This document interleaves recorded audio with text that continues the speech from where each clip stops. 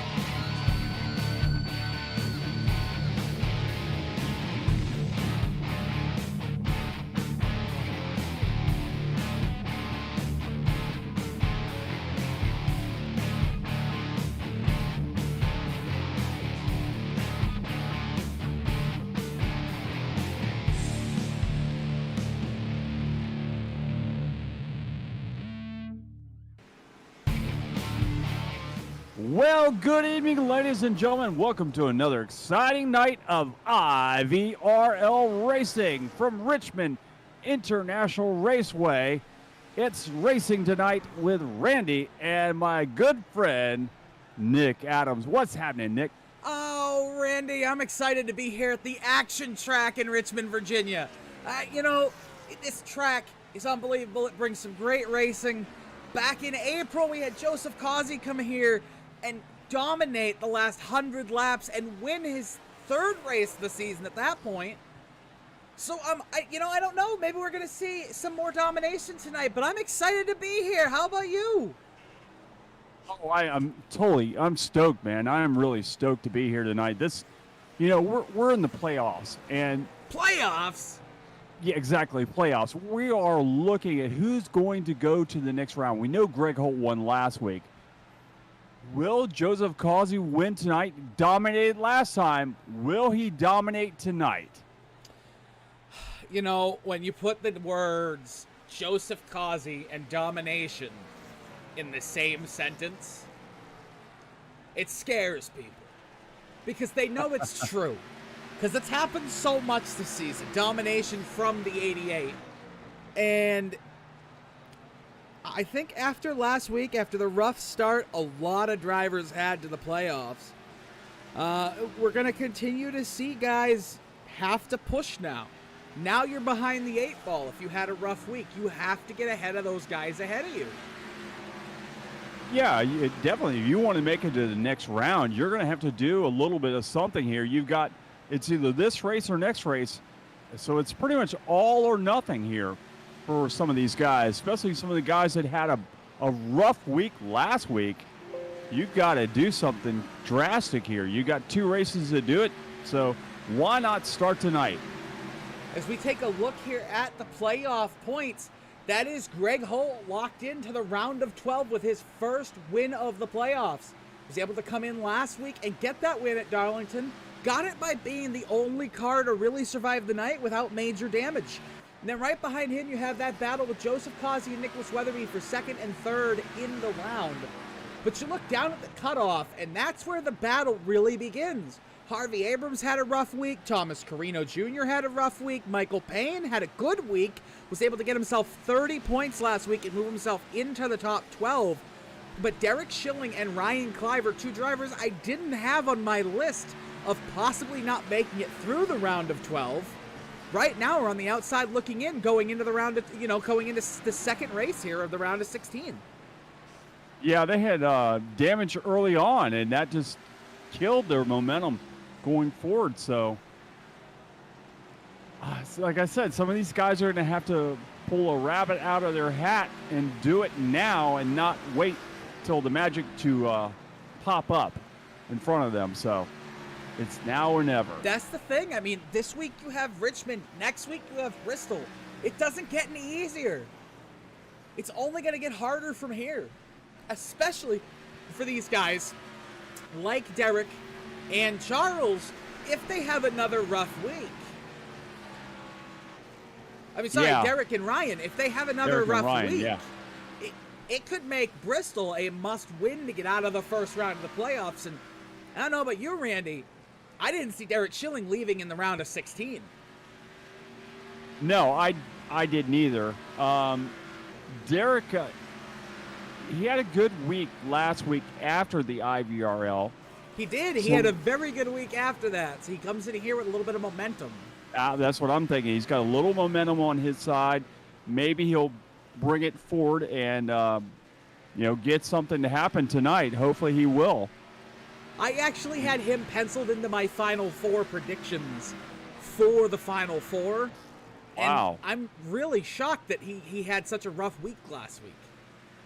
I was too. I really was. But, Darlington it's just a track that is, too tough to tame. It really is. It'll come out and bite you. And it bit those guys who had bad luck last week. But Richmond is a whole nother beast.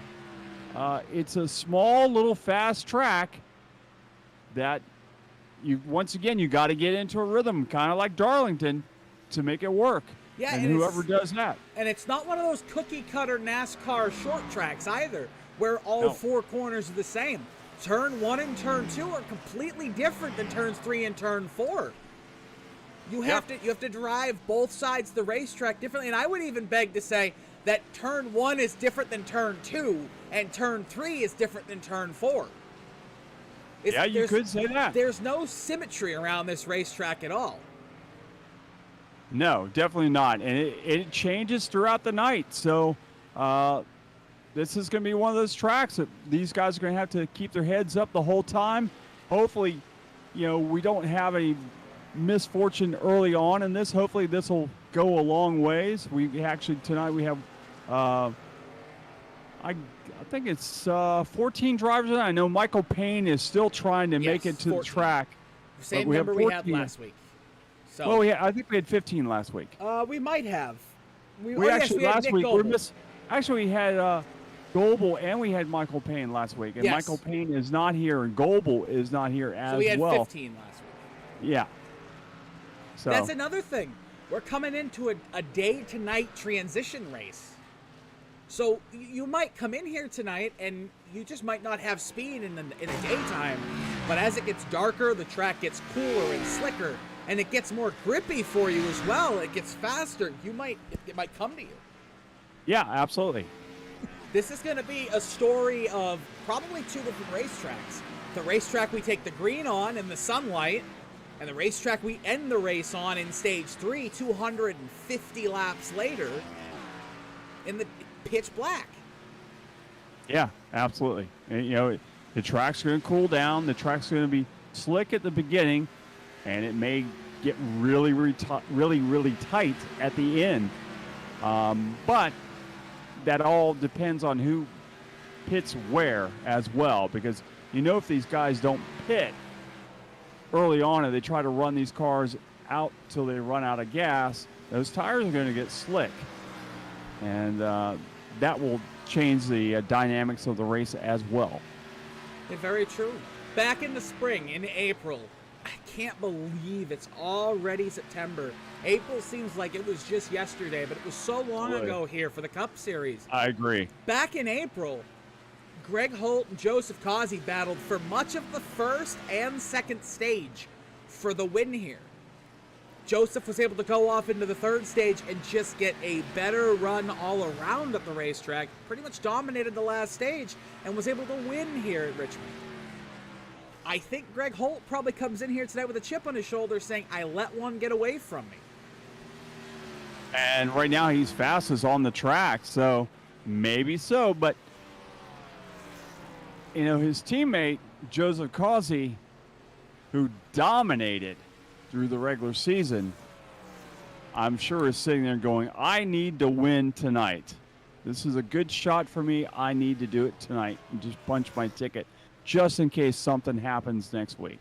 Well, yeah, next week at Bristol, if you don't win here tonight, even if you're Joseph Causey, the regular season champion, I don't know if you're, points-wise, I don't think he'd be locked in tonight if he didn't win this race and have a decent race and finish second in every stage, I believe. I'd have to look at the math and get that corrected before I say that 100%. But if he doesn't come out of here tonight locked into the second round, Next week could be difficult because at Bristol, anything could happen. We saw it at Martinsville earlier this year. A driver spun his tires in the first lap at another short track, and the entire field was behind them involved in it. We saw it last week again at talking. Darlington. We always have to bring up our buddy Blake every time, don't we? I mean, I guess you can blame Blake. You can say it was a race. I don't think it was Blake's fault still to this moment, but it's fun to mess with Blake. But in all seriousness, that's a possibility for next week at Bristol. Anything could happen. Causey did it coming off of turn 4 in one race. Yeah, right? I think it was Kentucky. Was it? Hold on, let me tell you. No, it was a shorter track. No, it was a 1.5 mile track. He spun It was out a mile and a on half, the okay. second lap. Hold on, give me 1 second. I can tell you exactly who it was in 1 minute here. It was at, I believe it was Kansas. Yeah, it might have been Kansas. Yeah, because I said he was going home. He turned into the Tin Man that night. He was he was leading, and then he spun it right in front of the whole field. Yeah, he had a Tin Man moment. I remember that. That was one of my best lines of the season so far. So this is proof. If you're just watching for, let me spit that back out. If you're just watching for the first time, the IVRL Buttkicker series, anything can happen in this series.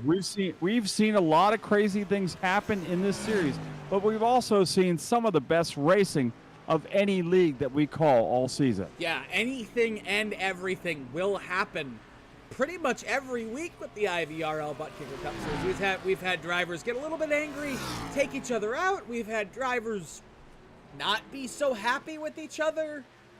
We've had seen protest against each other. We have all kinds of stuff. Yeah, we've seen everything this year. When you get guys around each other for this much of a year, and they're competing as hard as these guys are for a butt kicker at the end of the day, there's bound to be tempers, and sometimes those tempers boil over. We had Adam Wood get hit in the head with a steel chair earlier this year. Yeah, anything can happen, that's for sure. And unlike a lot of broadcast teams, the Ghostfire Media broadcast team, we broadcast several different leagues. It's not just one league. We have 3 different leagues, and one league actually has 3 divisions, and we call all those races. So when I say that we've seen some of the best racing of any league that we've broadcast, we mean that. We're not just talking about one league. A lot of broadcast teams will just broadcast that one league. We're talking about several different races per week. So we're talking 5 races per week. And this league here we've seen some of the best racing by far compared to any of the other ones. He's 100% accurate, folks. I can't say anything else. He definitely is. But we're going to keep an eye on that battle for the points for everybody. So in case, in case you want to focus on the action, don't worry. Behind the scenes, I've got my little minions working on keeping an eye on Derek Schilling and Ryan Cliver, Michael Payne and Harvey Abrams, because that's where that battle is going to come from at the moment, is those 4 drivers.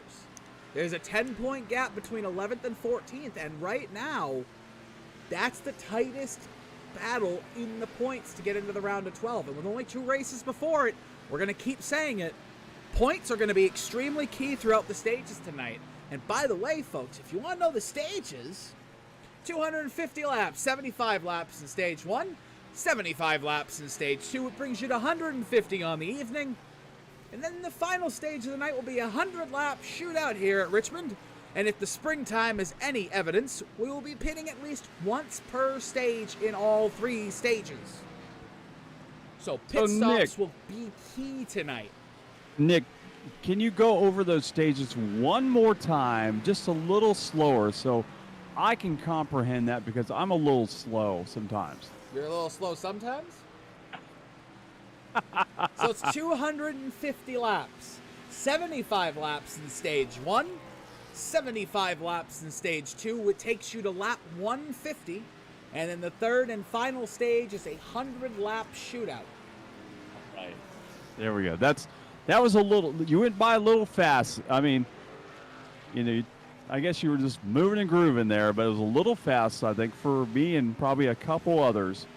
We were kind of getting confused. How many? 150 laps? I wasn't getting it, but yeah. So, anyways, that's easy. 75, 75, and 100. It's also 10 degrees cooler tonight, 5% less humid.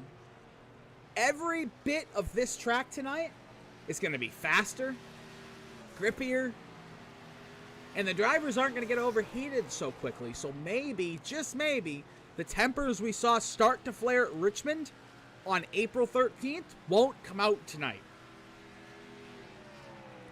Let's hope. Let's hope nobody gets all mad and everything.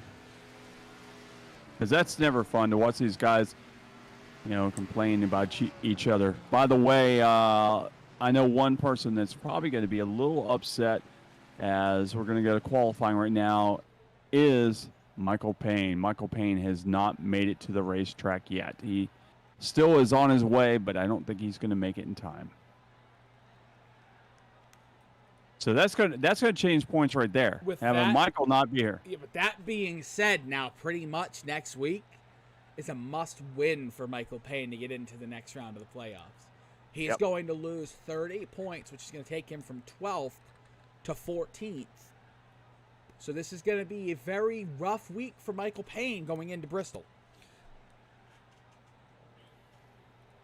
As we get some qualifying action going.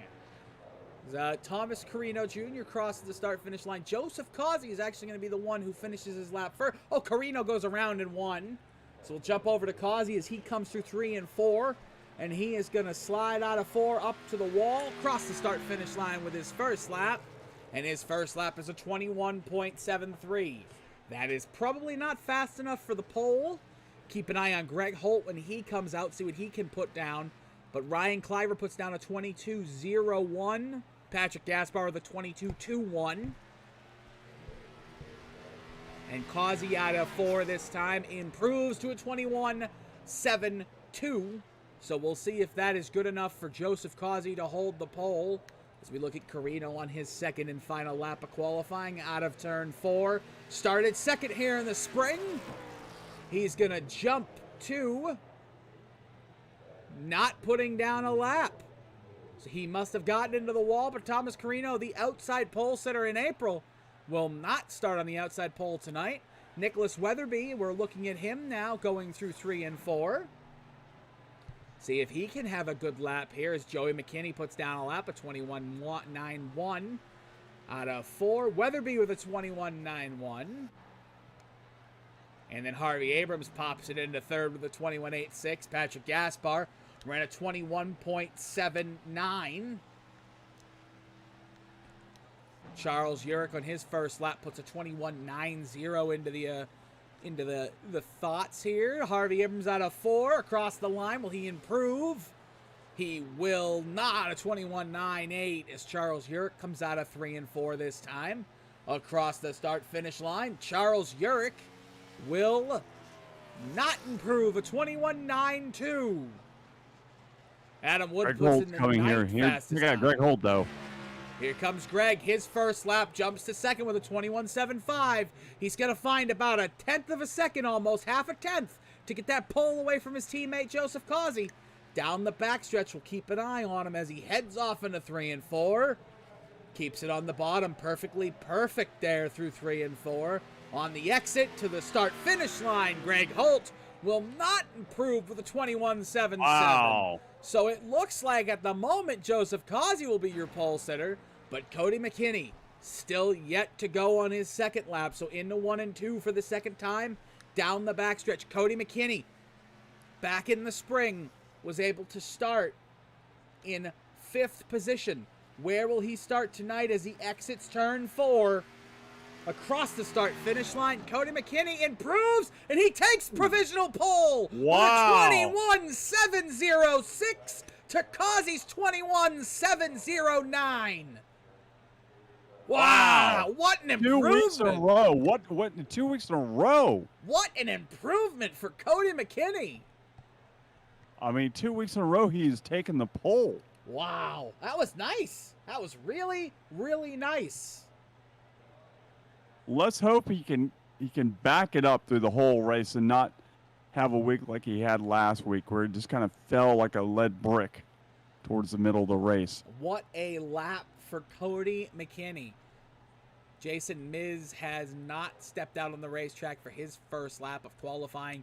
Like I said, Thomas Carino was not able to set a fast lap in qualifying. So, folks, that is your starting lineup for the... Oh, well, hold on, I lied. Jason Miz on the track now. Can he play spoiler in the Castrol GTX Toyota Camry? Can he play spoiler to Cody McKinney? On the exit of 4, he's going to get the green flag. He'll have time to do one lap around the Richmond Raceway. Into 1 and 2, he's up high. This is not going to be a good lap. He didn't get into the corner deep enough. He's going to struggle to get into the top 10 here down the backstretch. He might not even finish this lap through 3 and 4. As the checkered flag waves on qualifying, will they count his lap? And he will not get his lap in. So Jason Miz will start in 12th. Thomas Carino Jr. back in 13th. Wow, Randy, we have 5 minutes of a warm-up here as these guys get ready for their 250-mile main event this evening. We have to dissect what we just saw. Yeah, absolutely. Cody McKinney, since we came out of the break. The break and the regular season. So when we came out at Watkins Glen, here's Cody McKinney's starting spots since the Glen, right? 6th at the Glen. Pole at Indy. Pole at Michigan. 11th at Daytona. Pole at Darlington. Oh, sorry, that was Patrick Gaspar. Cody was 3rd at Darlington. And then a pole this week. So since the regular season break, Cody McKinney has come back with 3 out of the 5 races starting on the pole. Yeah. He's on a roll right now. Between him and Nicholas Weatherby, post-summer break, when we took those 3 weeks off from July to August for everybody to recoup, recover, take a few Tuesdays off, these guys have come out and been absolutely on fire. Yeah, he is man, it's like a roll to the pole. Unfortunately, it's like a roller coaster for him though. He starts in the pole and then he inevitably goes backwards during the race. What can Cody McKinney do to get back on not just winning the pole, but then being able to challenge for the win consistently? The only thing I can say is this got to be a little bit more consistent.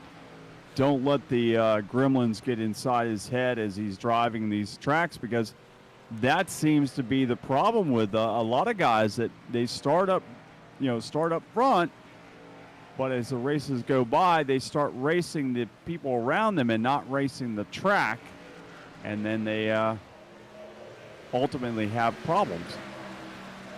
That is a good synopsis then, of the issues he's been having. Earlier in the season, his issue was getting caught up in other people's stuff. Well, that issue kind of solved itself when he started to start up front. But now the issue has been Cody just not having the race pace that he does in qualifying. And I don't think it's for a lack of talent either, because Cody McKinney was also in my round of 8. So I have very high hopes for him to be a guy who goes all the way to the last race before the championship 4 and is competing for this championship. And if the luck comes his way, he could really be competing for the championship. Absolutely.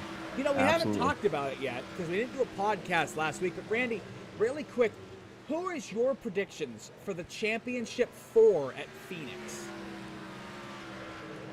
The very end? Ooh, I'm going to say Joseph Causey, Greg Holt, Nicholas Weatherby, and that last one, Adam Wood. Good choices, good choices. I have Greg Holt Joseph Causey, Nicholas Weatherby, and Derek Schilling as my championship 4. I would like to see Derek make it that far. And I think if he can continue with the momentum that he had last week total throughout the whole week, not just this league, but the rest of the everything, I think he can do that.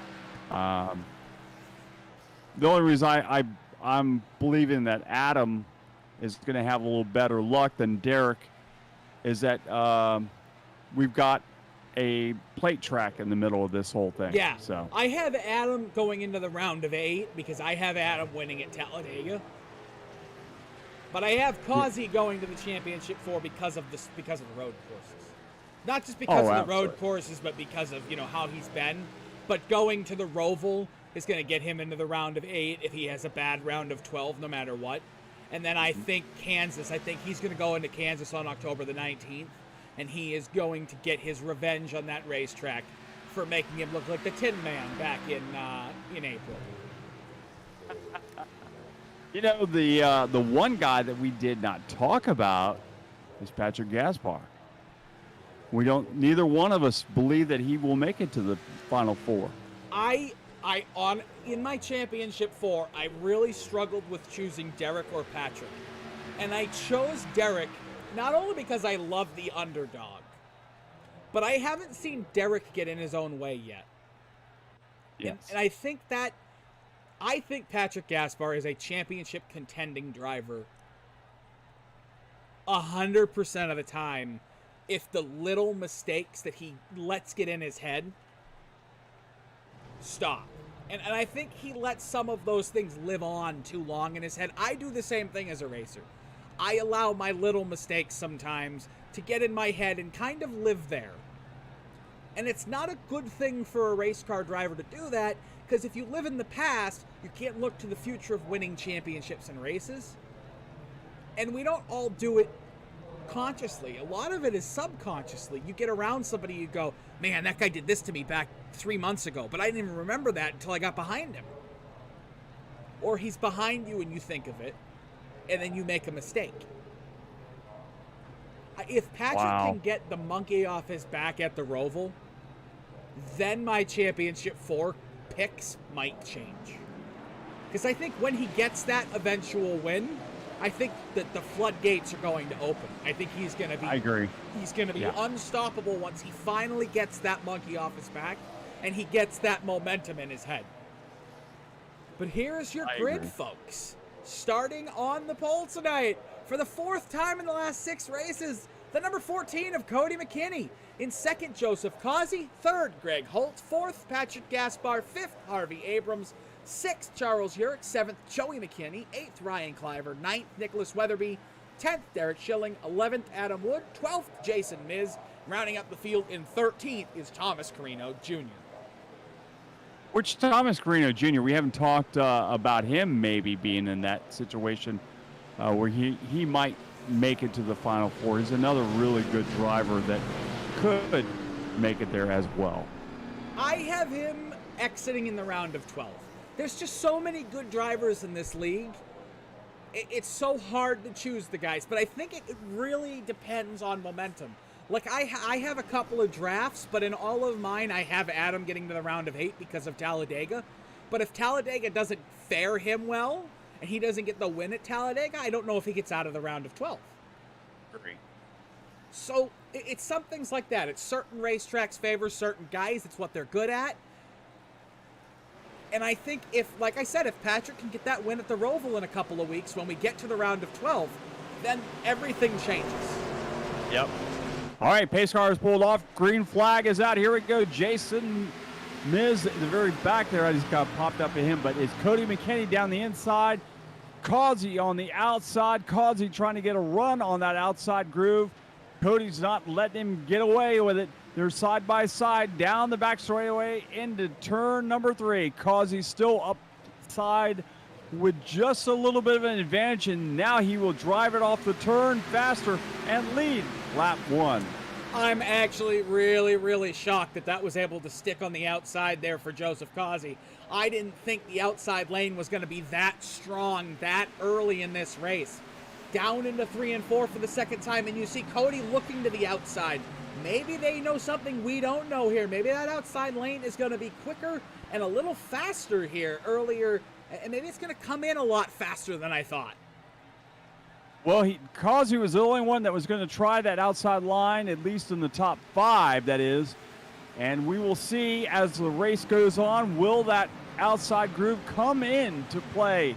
But right now, it's a pretty much single file line all the way for the top 6. It is. We have a parade of cars, a parade of orange, black, and white Tom Schuett-inspired cars in first, third, and fourth right there. Harvey Abrams in fourth gets a little sideways out of turn 2, and he's going to come under challenge here from the diecast dude of Patrick Gaspar. That's going to be the first battle for a position, as Gaspar is going to try to get around that outside groove and go around Abrams. He will clear that car. Now right behind Harvey Abrams, he's got that number 76 behind him of Charles Yerk, trying to look, see if he can get around it, but he'll have to back off and get back in line, as Abrams now is starting to challenge once again at Patrick Gaspar.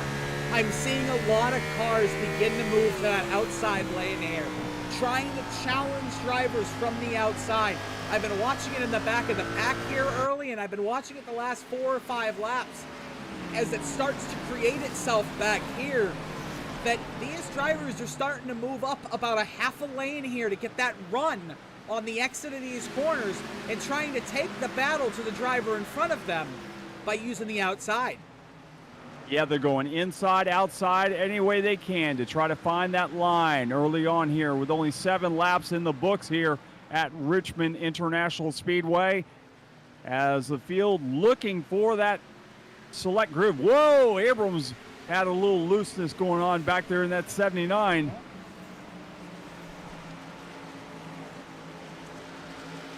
We'll look around here, and that is going to almost cost, well, it hadn't cost him a position yet, but it may now, as that 76 of Charles Yerk is looking to the inside of Abrams. It's going to force him to the top side, as they're side by side for that position. Harvey Abrams and Charles Yerk side by side as they go into turn number 1, and Harvey Abrams is having a handful of a time trying to drive that number 79 tonight for sure. Yeah, it looks like he's falling back here early on, but he makes that run back to the inside. Charles Yerk down the front stretch off into 1 and 2. He gets right to the quarter panel before they head off into turns 1 and turn 2.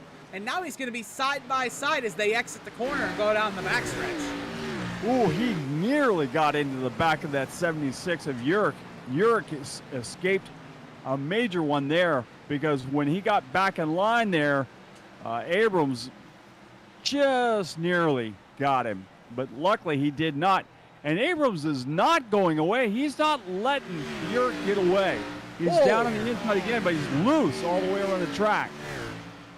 Yeah, Harvey continues to get loose here, and I'm not sure. Oh my goodness. Hold on 1 second, Randy. I'm not sure what is going on here. Once again, we have gremlins popping up early on in the race, but we'll get those sorted out as we go along. I think we're good now. I think I figured it out. Oh, goody. As Joseph Causey still continues to lead out here by 1, 2, 3, 4, 5 car lengths over Cody McKinney, and then it's another 2 back to third place, Greg Holt. And Cody McKinney is actually having a good race, running in second place right now, holding on to his own. Probably the mover and the shaker, who really hasn't moved up, but has shown strength so far, as Patrick Gaspar. He's been just kind of sitting back there, minding his own time, trying to catch up to those top 3. The one that's made, the one that actually has made the most moves early on here has been Thomas Carino Jr. He started 13th, now he's running 10th.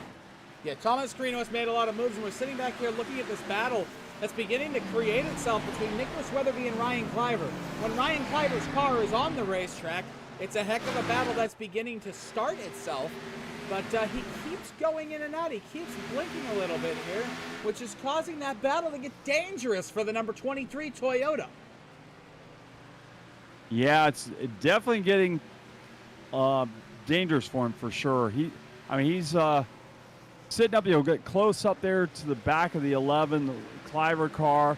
And then as he does that, then the 7 comes up behind him. Carino Jr. will come up and take the air off the back spoiler of that 23. So it's, oh, and look there. Here comes Derek Schilling looking underneath the 7 car of Thomas Carino. So this is probably one of the best battles as 11 keeps blinking in and out. Boy, that's frustrating. You know that for sure. Yeah, that's got to be frustrating. I mean, the night before, and now Harvey Abrams has done it a couple times, but it's more the 11. The night before everything gets sent out from iRacing for Season 4, most of the time, the servers can become a little bit unstable. So that might be it, or it might just be Ryan Cliver having a rough connection night at the moment. But out of turn 4, he blinks 3 or 4 times that lap, so it's getting progressively worse. I'm going to have to ask our in-race reporter of Randy, is there any conversation about that on the radio? Personally, I have not seen anything on the chat group as of yet. No one has said anything about his blinking, as he's just got around that Joey McKinney car. So he's still moving up. And he hasn't blinked. This last lap, he did not blink at all. So hopefully maybe things will straighten themselves out. Oh, there he goes again. Yeah, I jinxed him. That time he was gone for about 50 seconds. We'll have to keep an eye on Ryan Carter. We might lose him in the middle of this race. And if that happens, that's going to be super detrimental to his playoff hopes. Wow. To the inside, he goes to Harvey Abrams. There again. And now Carino's all over the back bumper, but you don't want to push it with that driver blinking in front of you. And you got to know that Harvey Abrams is seeing him down there and going, uh-oh, what is going on here? When you have the driver on the inside of you blinking, it's always a life-shortening moment. But as we've said, no one has said anything about it on the radio. So that's a good thing. So it hasn't distracted them enough to where they've gone, Ryan, you might want to pull off. You're really distracting us right now.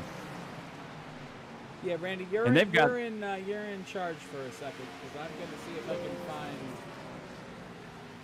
find something to fix this issue right now.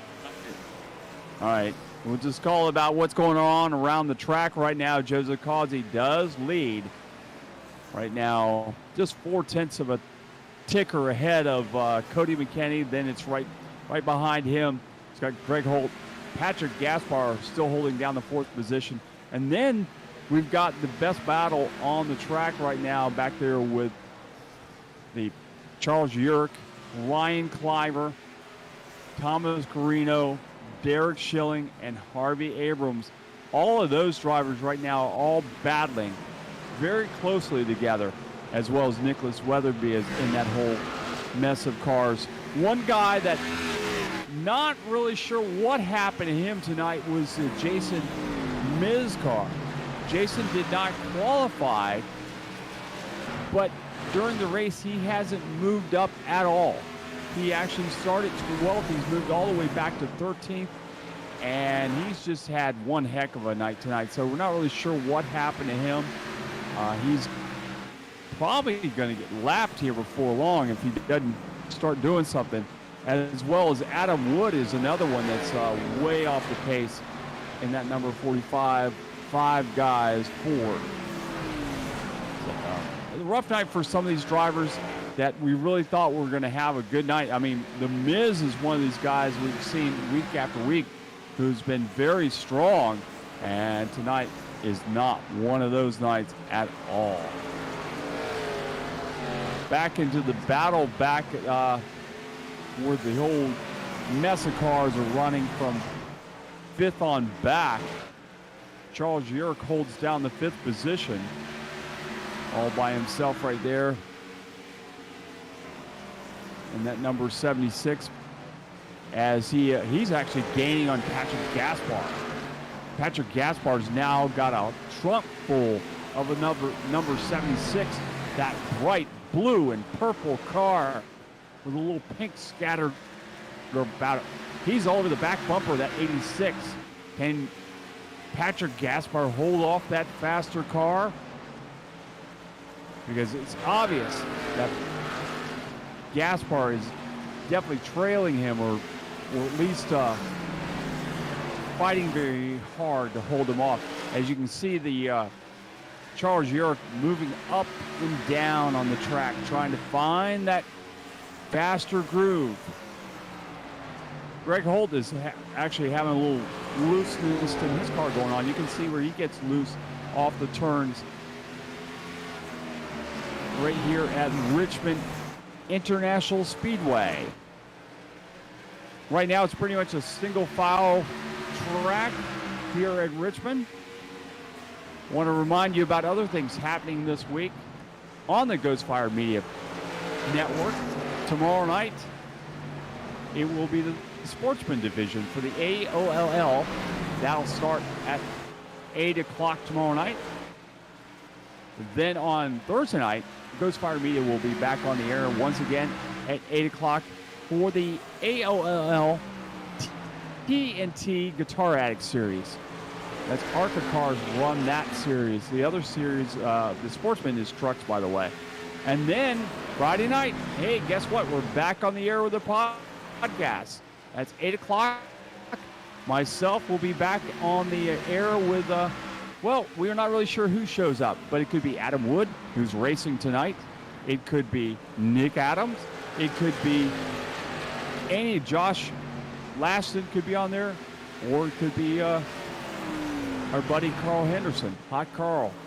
Who knows? We'll find out on Friday night who your cast of characters will be on Friday's Ghostfire Media podcast. Then we'll be back on the air once again for racing on Sunday night for the AOL Cup Series. On that race, it's they're starting their playoffs at Darlington, so that will be a fun race to watch. And then back on the air once again for the Fuel League on Monday night.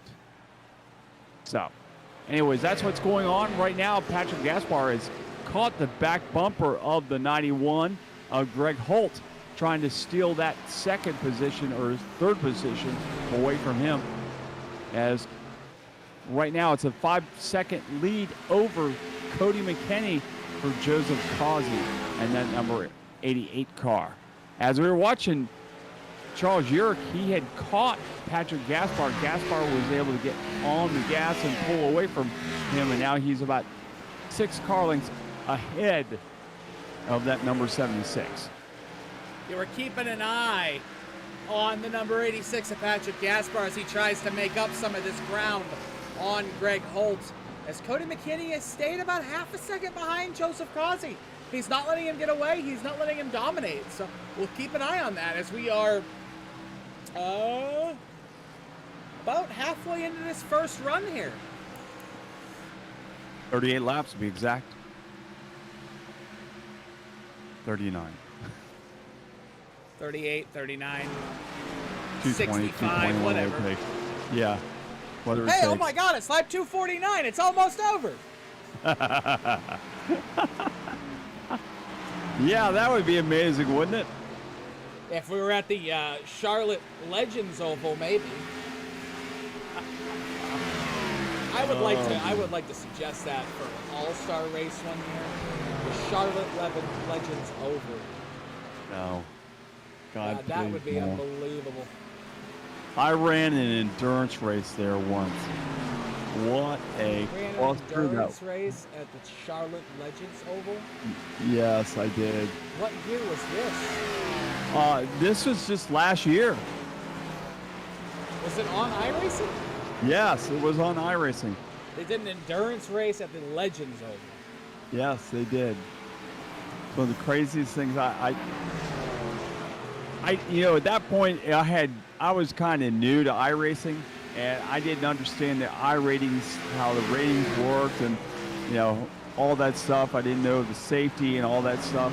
And let's just say everything I had earned up to that point went As here bye-bye. it is, pit stops beginning. Greg Holt jumping down. He's going to come on into the pits. We'll keep an eye on that for you, folks. It's a short pit. Here comes Mr. Greg Holt.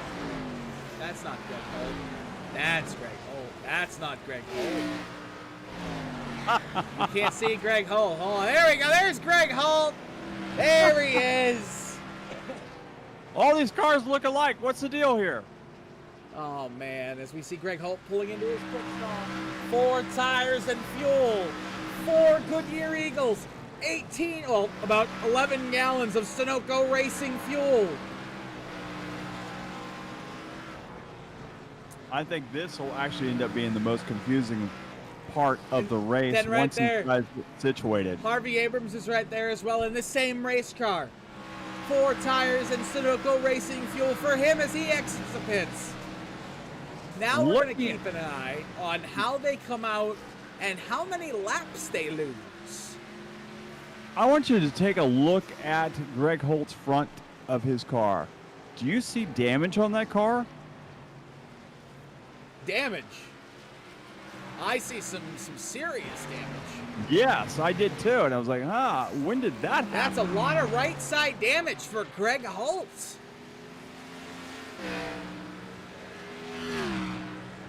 That would explain why he was falling into the grasp of the Patrick Gaspar car.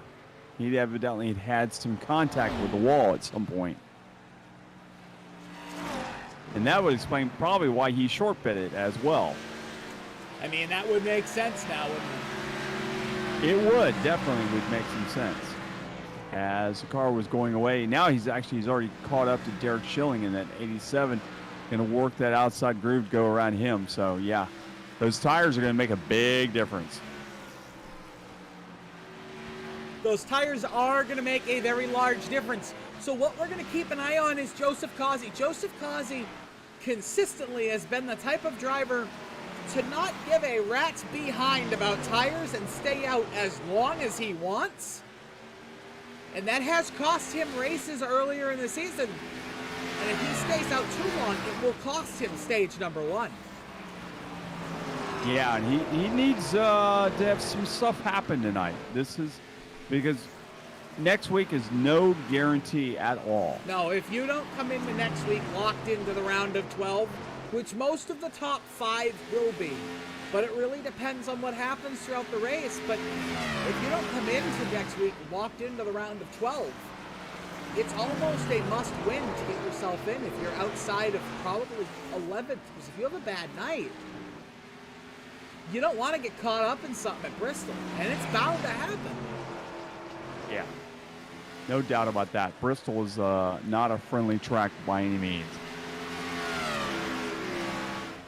And him and Cody McKinney are still continuing to run around. Patrick Gaspar is still out there. Derek Schilling and Joey McKinney are the lone guys on the track right now, refusing to pit.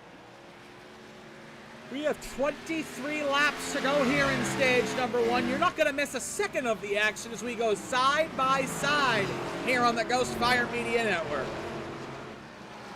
The AOLL began online racing in the mid-1990s with Papyrus's NASCAR racing still going strong 27 years later on the iRacing platform. The TNT Series races on Thursday night, running the ARCA Chevy cars for drivers looking to learn and have fun. The Cup Series races on Sunday nights, featuring league veterans and Class A licensed drivers. The Sportsman Division races on Wednesday nights, running the Gander Outdoor trucks with drivers from the Cup and TNT Series. You can catch all of the AOLL racing action right here on Ghostfire. For 20 years, the Guitar Attic has been your home for used and vintage guitars in the Daytona Beach area and at GuitarAttic.com. The Guitar Attic is your home for used and vintage guitars. Whether you're looking for that collector's piece or that beginner piece, they've got you covered. With names like Fender, Gibson, Gretsch, Ibanez, Martin, Taylor, and much, much more, the Guitar Attic has all the guitars you need. And bass players, they haven't forgot about you. They've got all the top names. Amplifiers from Friedman, Victoria, Fender, Boss, and many, many more. They also have the largest selection of used pedals anywhere in the Southeast. The Guitar Attic, located 1672.5 Ridgewood Avenue, just north of Flemish in Holly Hill, Florida. Also, check us out online at guitarattic.com.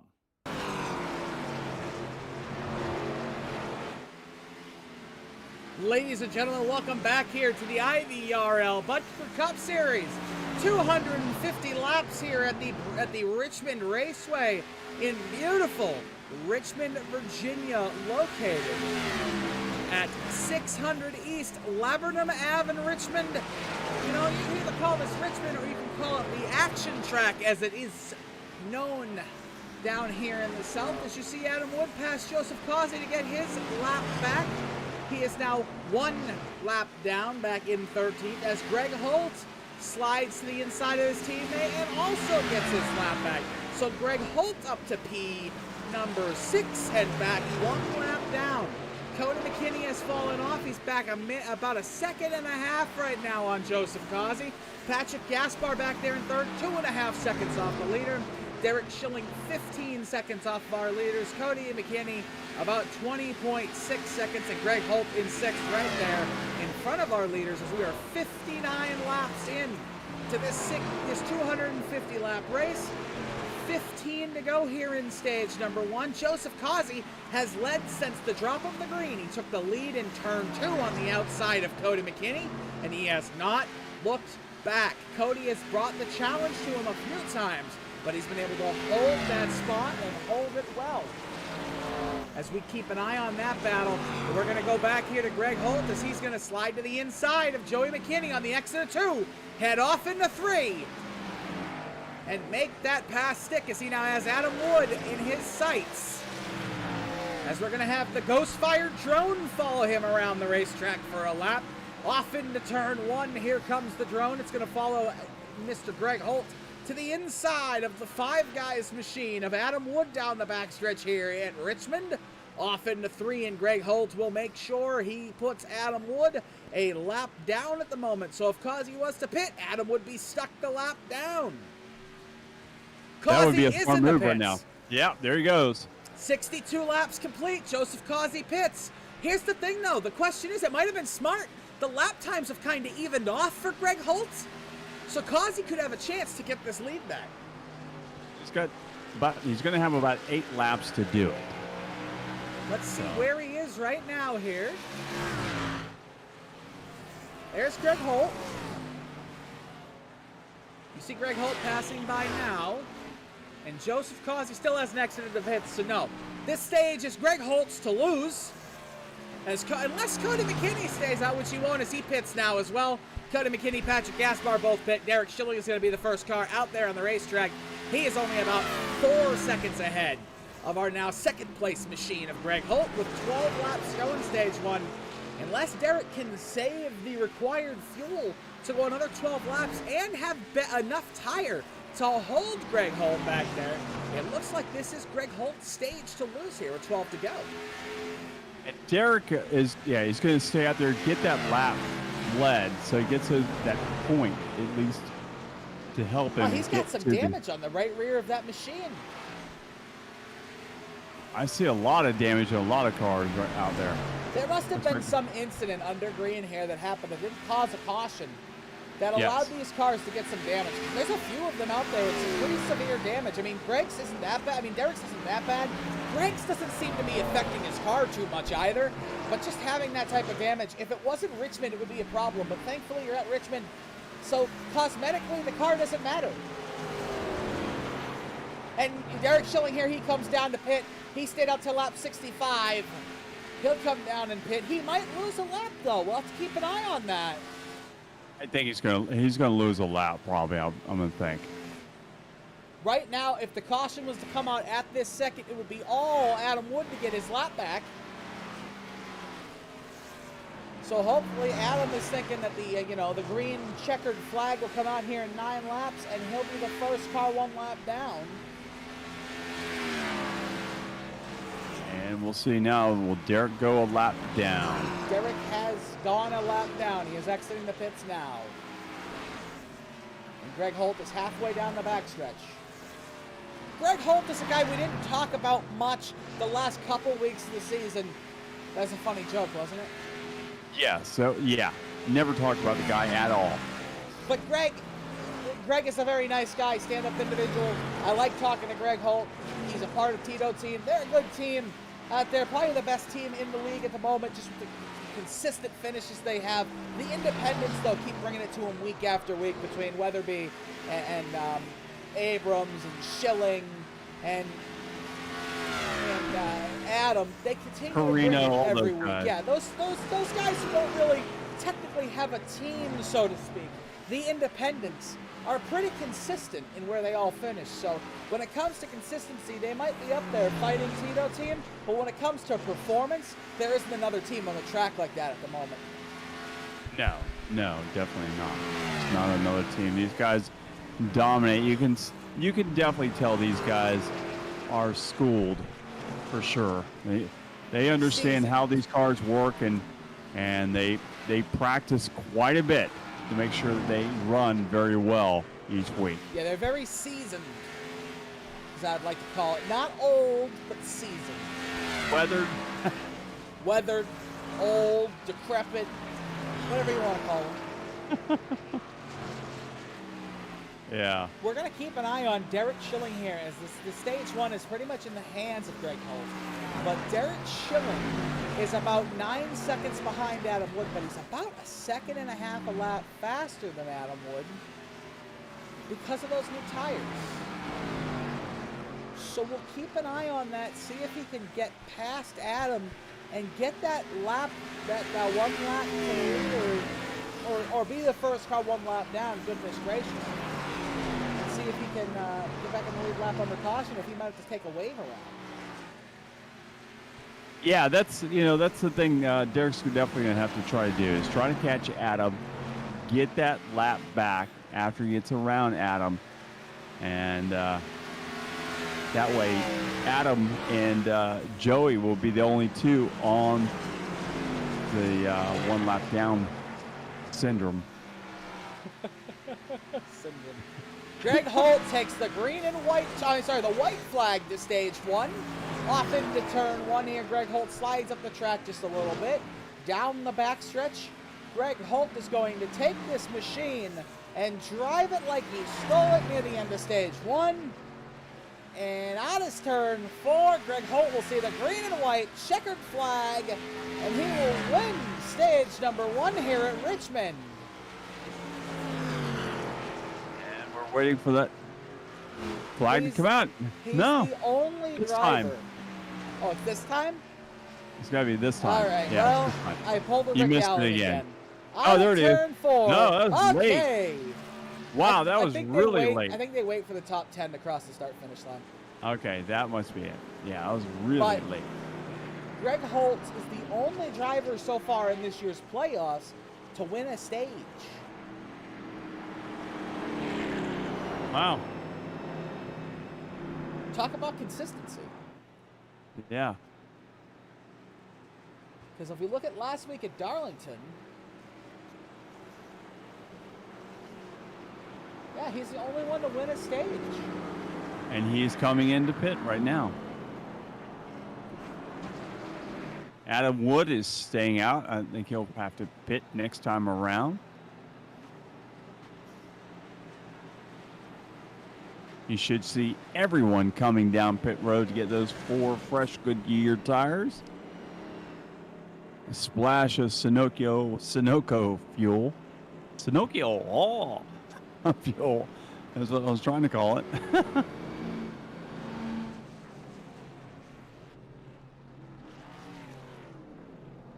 Wonderful. We'll see if Cody McKinney will regroup here. And got off pit road faster than anybody else, so he will inherit the lead. I wonder if he just took 2 tires, though. He must have. There's no way. He got off pit road super fast, so he must have taken 2. Greg Holt is sitting on pit road getting that front fender fixed. And he will come off now. He's going to be trapped back in the field quite a ways, so he's going to have a long ways to go to catch back to the front. But if anybody can do it, this guy can do it for sure. So Cody McKinney is going to lead now. We go back to green flag racing with Nicholas Weatherby on his outside. Joseph Causey down on the inside for row 2. Ryan Cliver will be on his outside. Ryan's made some moves here. Started 8th. Now he's running 4th. I can't even believe I didn't talk about Nicholas Weatherby, who started 9th on the grid, now running 2nd in that 23 McDonald's car.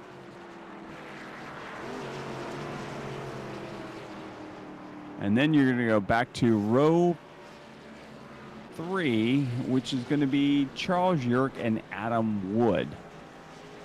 Let's see who's going. Actually, Derek Schilling got his lap back. I don't think he actually pitted. So that's why he's on the lead lap. And Adam Wood is falling back as I said that. So 8th and 9th is going to be Thomas Carino and Greg Holt. And then 10th and 11th, it's going to be Jason Miz and Adam Wood. And Derek Schilling and Joey McKinney will be in the very back of the pack. Sorry, 12th and 13th. And our leader, wow, Cody McKinney coming down pit road once again. I think he took 2 tires and now has thought better of that move and is on pit road to get those extra tires. I think that's a smart move. Maybe he wanted to get those points for leading a couple of laps as well, which is not a bad thing because he didn't lead. No, he's getting a splash of fuel. Wow. Not sure what's going on with that, but whatever works, works. Or as my old mother-in-law used to say, whatever floats your boat. And in this case, whatever floats your car. I apologize, Mr. Pepper, but as we do every week, ladies and gentlemen, to start stage 2, we're going to crank it up here on the go.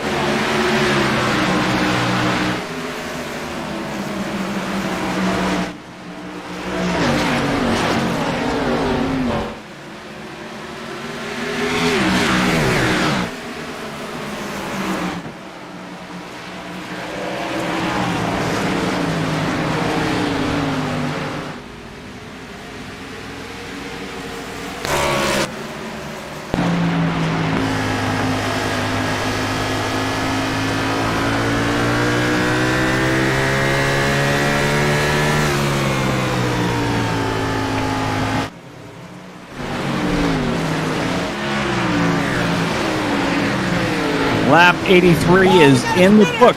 Oh! 2 cars to the wall. It looks like one of the Tom Stewart-inspired vehicles. It is. It's Harvey Abrams. The caution has not come out. We've stayed green. But Harvey Abrams, a playoff contender with some serious right front damage. We saw it out of the corner of our eye when we were cranking it up at the end there. And Harvey has some damage in the right front, some damage in the left rear. Adam Wood has sustained some damage from that in the right front. So is Derek Schilling, and Cody McKinney was caught right in the middle of that, and he may have gotten away without any damage. Wow, as we come back up front, Thomas Carino dives to the inside of Greg Holtz. It started at about 6th. That's why you see that 3-second gap. Wow.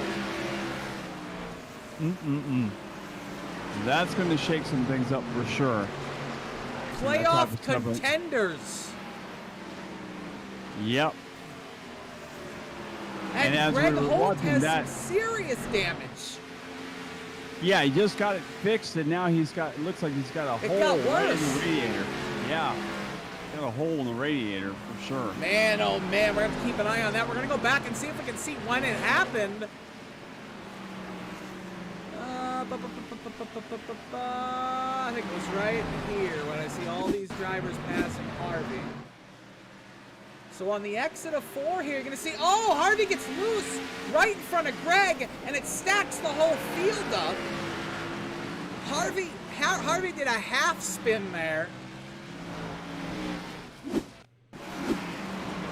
This was off into 4. This was a lap before, or was this the same lap? That was a lap before. So we'll see Harvey this time go through 1 and 2 up on the high line. He's trying to make that pass work. And he was still trying to battle Patrick Gaspar right there. And he just couldn't make it stick. He goes off into 3 and 4 the next time on the outside, really, really pushing to try to make that pass. And he does about a half to 3/4 spin right into the front of Greg Holt's machine. And Harvey got it on both sides, the left and the right. Man. Yeah, tough break. We got a battle for the lead. We do. And Nicholas Weatherby has not let Joseph Causey get away. He's right there behind him trying to get, around him. Well, got to get a little farther up, but he's definitely not letting him get away. He's right there. Weatherby was strong back in April. He was one of my dark horses to win this race all the way back in April. And he wasn't able to get it done. He started 9th, had kind of a rough night. He led 15 laps back in April, had the 3rd fastest lap of the race, was super consistent. He just wasn't able to get it done. But tonight, he looks fast again. He definitely has got some speed out there. The guy you got to continue to try to beat, though, is Joseph Causey. Yep. And you got to get around him. That's the other thing. You can't do anything unless you get around Joseph Causey. But you also have to play that fine line if you're Nicholas Weatherby, right? You want to get around him so badly, but you don't want to kill your tires so that when you get around him, then you're a sitting duck for him to go past you again. So it's that fine line of how much I want to push to get past him, but not overdrive my car. And you definitely don't want to try to drive him. Remember, you got to drive the track. Don't worry about what he's doing. Just drive your race, not his. Yeah, no, it's the same thing as Darlington.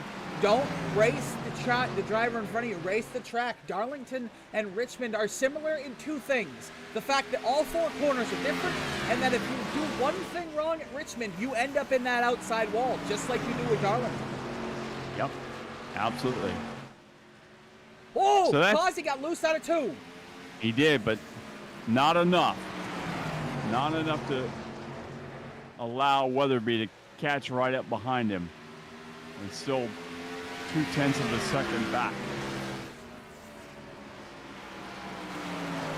So Richmond International Raceway on this beautiful Tuesday night. It's been pretty much all Greg Holt and Joseph Causey causing everything tonight. The cause and effect of Tito team. Yes, absolutely. Who was the wrestler you say? Who's causing all this? I can't remember. I think it might have been, yeah, it was, he changed his name, so I can't remember his old name. You talking about wrestling? Yes. He used to have a catchphrase that, How what's about causing all this? How about that joke of a show by AEW? Great show. It's awesome. As a joke. How do you care? How do you imagine? I'm sorry, but did you watch the whole thing? CM Punk, that match against Darby Allin, he was carried the whole way. Oh, there's no doubt about it. He's no longer the best in the world. Adam Cole is not going to be used properly because they're not going to put the title on him because they put him in a faction with Kenny Omega. Absolutely. Useless. Not until he turns heel. Waste of money. Once he turns heel, then he will be all right. But you have to remember that Kenny Omega is going to probably face Daniel Bryan or Bryan Danielson. And once that happens, you'll probably see the title change hands there. And then Adam Cole will go after Daniel then. What, I'm going to see a guy who couldn't cut it as WWE champion until the last run he had go be AEW champion? Hey, it almost became Christian Gage. Hey, a lot more stuff is actually if you watch this, folks. If you're watching AEW, which is the new WWE. No, as they call it's it, not but- the new WWE. It's TNA of the 2021. Oh, It's literally 2009 TNA. No, They're it's not. 2009 It's way better. Who did 2009 TNA make their top star? Jeff Hardy. What was Jeff Hardy? Jeff Hardy was the face of WWE's Extreme phase for a little while there. Bryan Danielson is just another former face of the WWE that AEW is going to try to cash in and make a bunch of money off of. He's not going to do it. Are we in the battle for the lead, I think, this time? Yeah, he's looking inside. He's almost got that quarter panel. Oh, up there, he's but almost not. there. Almost. But you talk about that stuff, and it's not over yet, by the way, for AEW. You're going to see Braun Strowman before long, and then you're going to see Bray Wyatt as well. Okay. Still, guys who couldn't cut it now in AEW. Listen, what are you going to do? You're going to put the Fiend in AEW? That was the worst gimmick ever. No, they're not that dumb. Randy, I'm going to need you to cover me for 1 minute. I got to run out of the booth. Go ahead. All right, so we got up front is still Joseph Causey just by a half a car length over Nicholas Weatherby. Weatherby closes in on that back bumper. Still looking to try to find somewhere around that 88 car, but I think it's not go time quite yet at 104 laps here at Richmond International Raceway.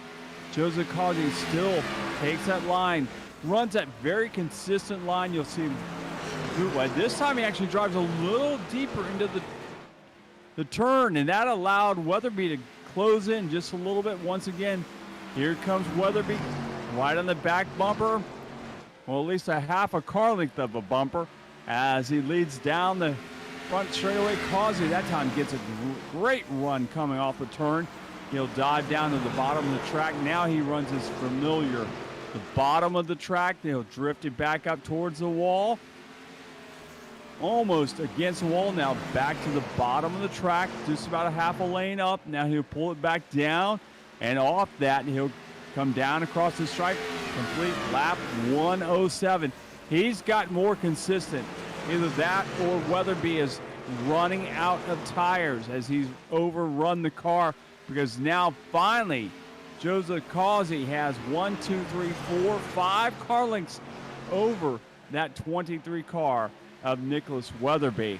So a little bit of breathing room. I said groom. Is he getting married sometime soon? I don't think so. But he is pulling away from that 23 car. So Joseph Causey getting back into his rhythm. Weatherby is still not going away. He's still right back there, but he's going to have to let those tires cool down, I think, before he gets back up to the back bumper of that 88 car, because the 88 car is pulling away. It's just got a very consistent line going. If you watch him every time, it's pretty much the same line every time around the racetrack. Don't forget, at Richmond International Speedway, it's Kids Night. That's right, Kids Night coming in November. There'll be Kids Night out here. You can come out here to the racetrack, bring your kids, and have a good night out here with your kids. So, hadn't been confirmed yet, but I've heard about that. So, check the Richmond International Raceway website for all the information on that. But if you are out here this weekend, don't forget they got some great concession food. Hey, caution is out on the track. Caution is out on the track.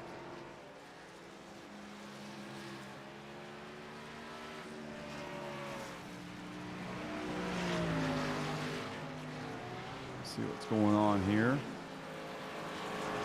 Figure out what happened here. What brought that caution out?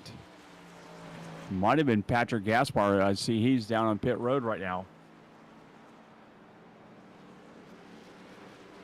I do not have control of the camera, so I cannot pull it back to that.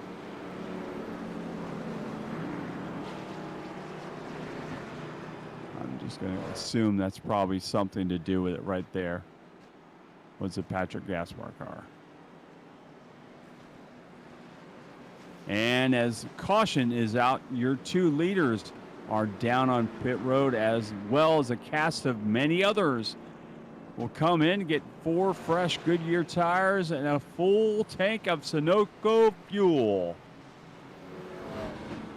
As Causey dives down there into his pit stall, he's right side is up. Left side is up.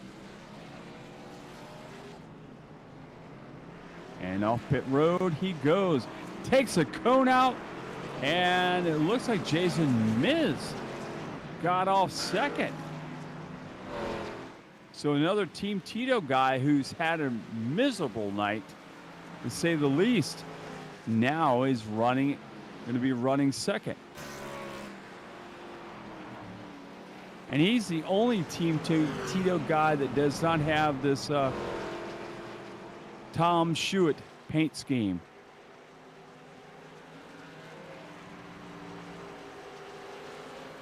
And you see there are a couple cars that have not pitted yet. Now, Patrick Gaspar actually may inherit the lead after this, because he did come into the pits right before this caution came out, so he may end up being the leader here. Thomas Carino is a lap down, and I assume he will come down for service this time. Maybe not. No, he will not. But he should get the wave around and end up the end of the longest line. We'll see. So Patrick Gaspar, I believe, let's see, no, he did not. It's still Joseph Causey showing the way. I apologize. I had I had to meet a guy about some soup. Okay, well, you missed. We had a caution. Yeah, I'm not really sure what happened. I can tell you what it was. Give me 1 second. It's Thomas Carino Jr. He spun around. And at the same time, the reason Patrick Gaspar is stuck on back in 12th is because he was pitting. He was pitting to get fuel and tires, and he ended up spinning out. But now Nicholas Weatherby got a penalty and has fallen all the way back to 11th. So it's all gone the opposite way here for Nicholas Weatherby. Yeah, Carino Jr.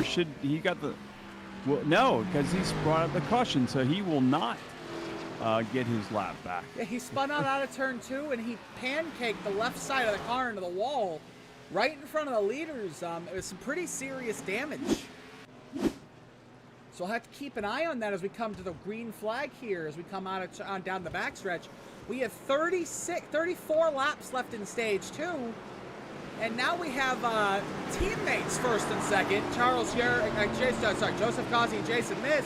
Then Ryan Cliver, Charles Urick, 3rd and 4th. Cody McKinney and Greg Holt, 5th and 6th. As we get the green flag here at Richmond. And the tires are spun! The whole field gets stacked up! Oh, man, that could have been big and bad! It could have been, but it was not. And Causey just said, thank you very much. I can breathe.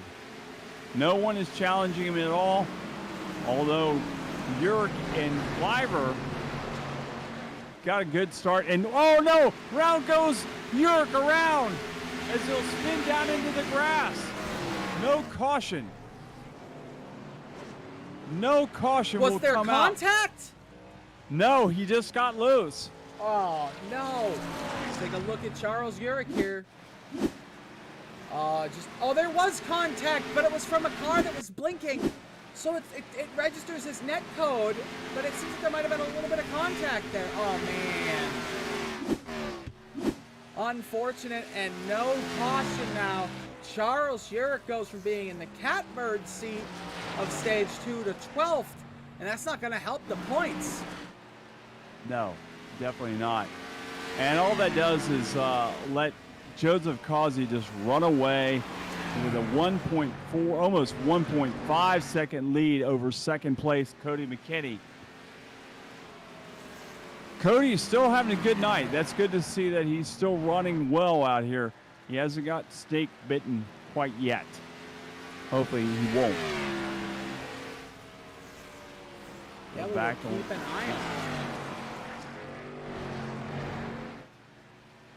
Where are the best battles right now on the track? That's the big question. And I wonder if Jason Miz recouped. Yeah, actually right there in front of the Miz, you've got a really good battle back there with Patrick Gaspar, Carino, and then you got Abrams working the inside of the Miz back there. The Miz not having a good night at all. Not really sure what happened to him tonight. Maybe he didn't make it to team practice this week. Maybe he should have called in a pinch hitter. He could have had Cathright sub for him tonight.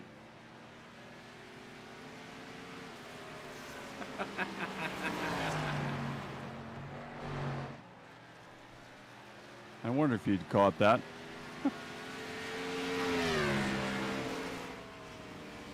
Greg Holt now trying to work around the Miz as he started way back in the pack. And I don't think that 91 is, I think that car is got too much damage. It just doesn't seem to be handling at all. He's loose, he's tight, he's all over the place in that 91. Even though he's got new tires like everybody else, the car just does not drive. It looks kind of like he's driving a sled one lap, and next week he's driving an armored tank.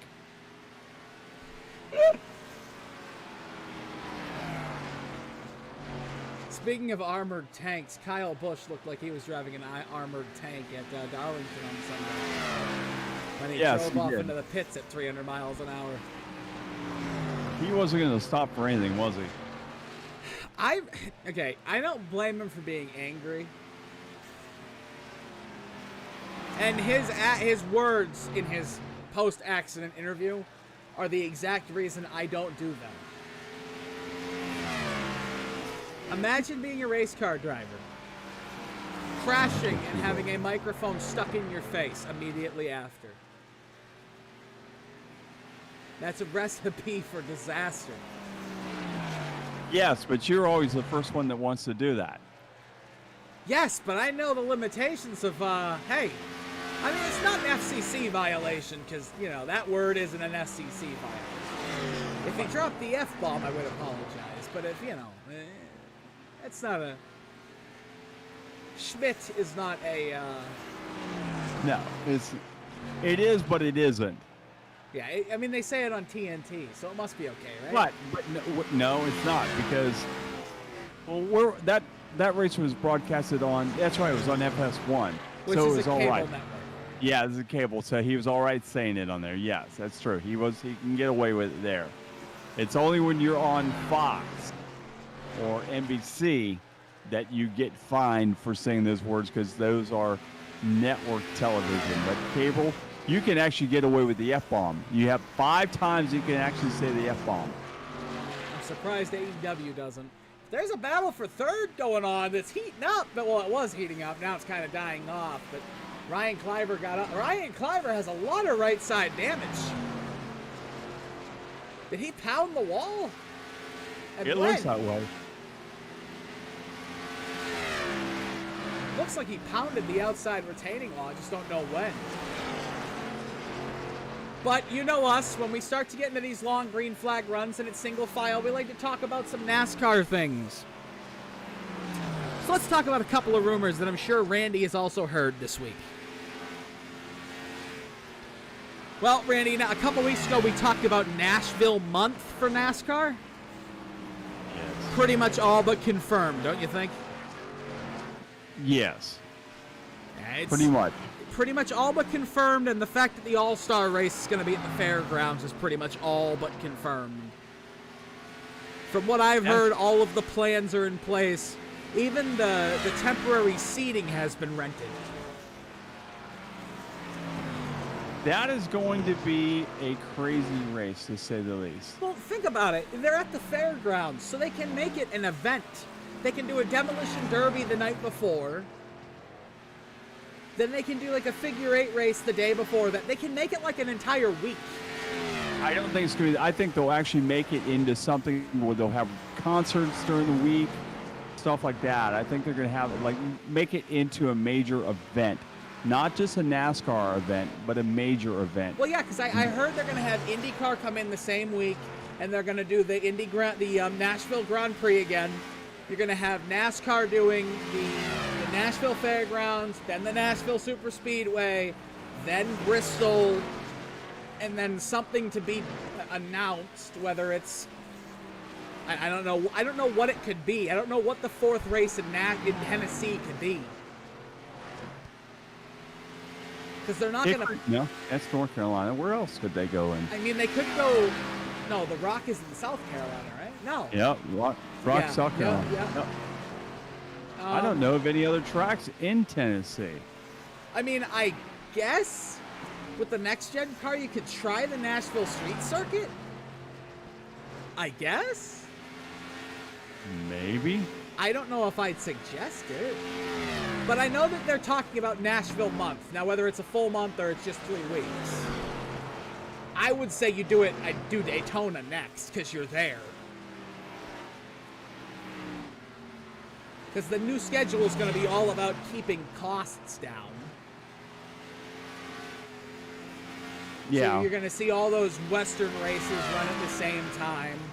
Then you're going to see all the Northern races run at the same time. So you're going to see like New Hampshire, Watkins Glen, Mid-Ohio, all that stuff run around the same time. Then you're going to see all the Southern stuff run at the same time. Then you're going to see the Midwestern stuff. It's going to be interesting. The schedule next year is going to be completely different from what I've been told. Yellow is out. It is. Wow. It's Harvey Abrams. Harvey Abrams has pounded the wall with what looks to be the left side of the race car. We'll take a look here. Through turn 2. Harvey on the exit gets a little high, gets loose, and pounds the left front into the inside retaining wall. And a rough week. He's doing his best Tom Stewart impression, being in that car.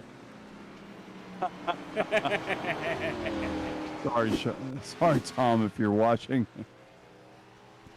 It's all out of love, Tom. We make fun of everybody. It's all right. If you watch the TNT race on Thursday, you can make fun of me for mowing the grass. Yes, or running into his teammates. I don't run into my teammates on road courses. I go off the track and let them win. Or if it was Charlotte, I have a really fast race and I'm really quick, but I keep spinning out in certain corners. But we have 8 laps to go in stage number 2. While we're under our 3rd caution of the night, we're going to go and hear from our favorite sponsor, the Guitar Addict. I'm Rick. Can we be serious for a second? Are you tired of being a loser? Can't do anything right? Feel like everyone's coming down on you all the time? Well, there's a way out. And I'm going to show you. Hey Mom, look what I learned. That's right. Pick up a guitar, learn how to play guitar. Automatically you're going to become a chick magnet. The ladies are going to love you. Your kids are going to think you're cool. So what you need to do is come down here to the Guitar Addict, 1672.5 Ridgewood Avenue in Daytona Beach, Florida, or go on guitaraddict.com and buy yourself a guitar and automatically be the star of your neighborhood. That's guitaraddict.com.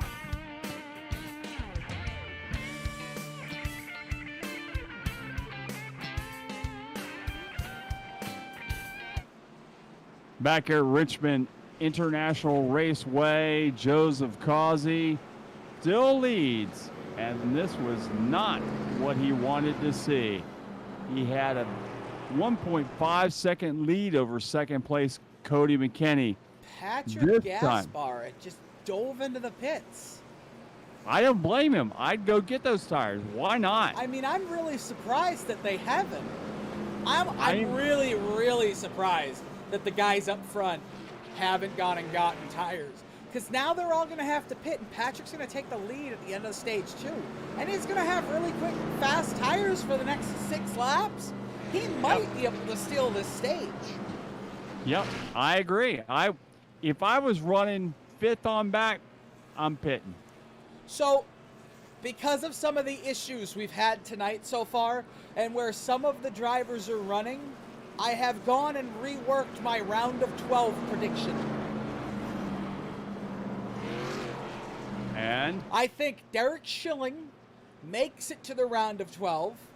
Ryan Cliver makes it to the round of 12.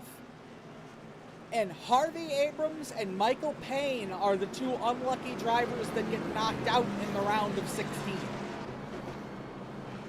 So you're still having Thomas Greeno Jr. make it?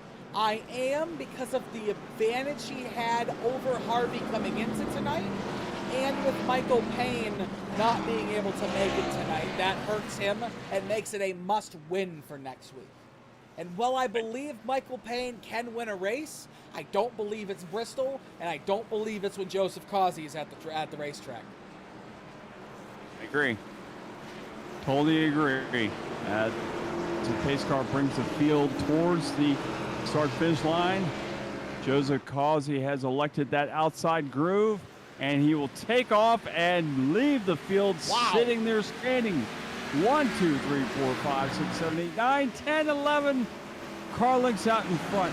They were sleeping on that restart. They were. He caught him like, see you later. I got somewhere to go. I don't think he didn't catch him napping. He caught him hibernating. Wow. He caught him all smoking a bong back at the line. Oh, we got a spinner! We got a spinner! Big one up here in the front stretch. I can't find the cars that are involved. It looks like Miz Oh, and man. Derek Schilling. Big damage to the number 87. We're going to go back and see what happened.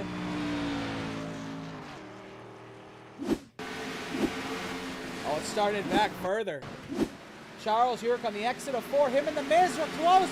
And Charles York got hit by in the quarter panel by Miz. And when Miz hit oh, man. Derek Schilling had nowhere to go on that one. He was an innocent bystander. The battle on the inside of him got him, and then Derek got up in the corner, and him and the Miz got together, and wow, big damage to the 87. That could have been huge. That could have been the whole field right there.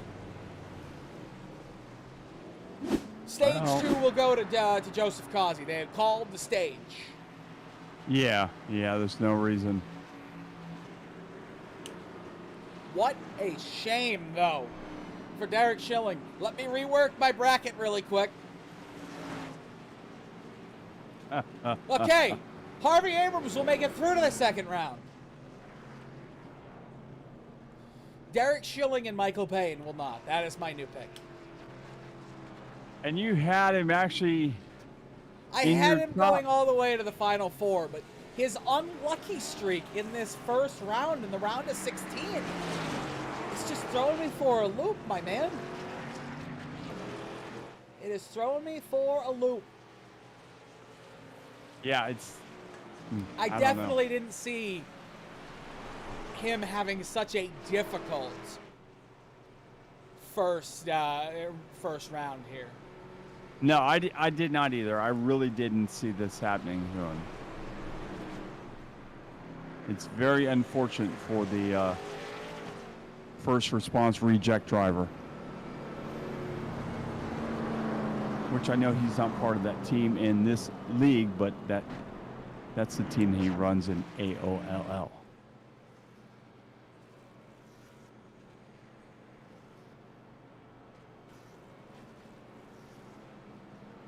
My watch keeps going off. I have an iWatch, and I keep getting these messages from people.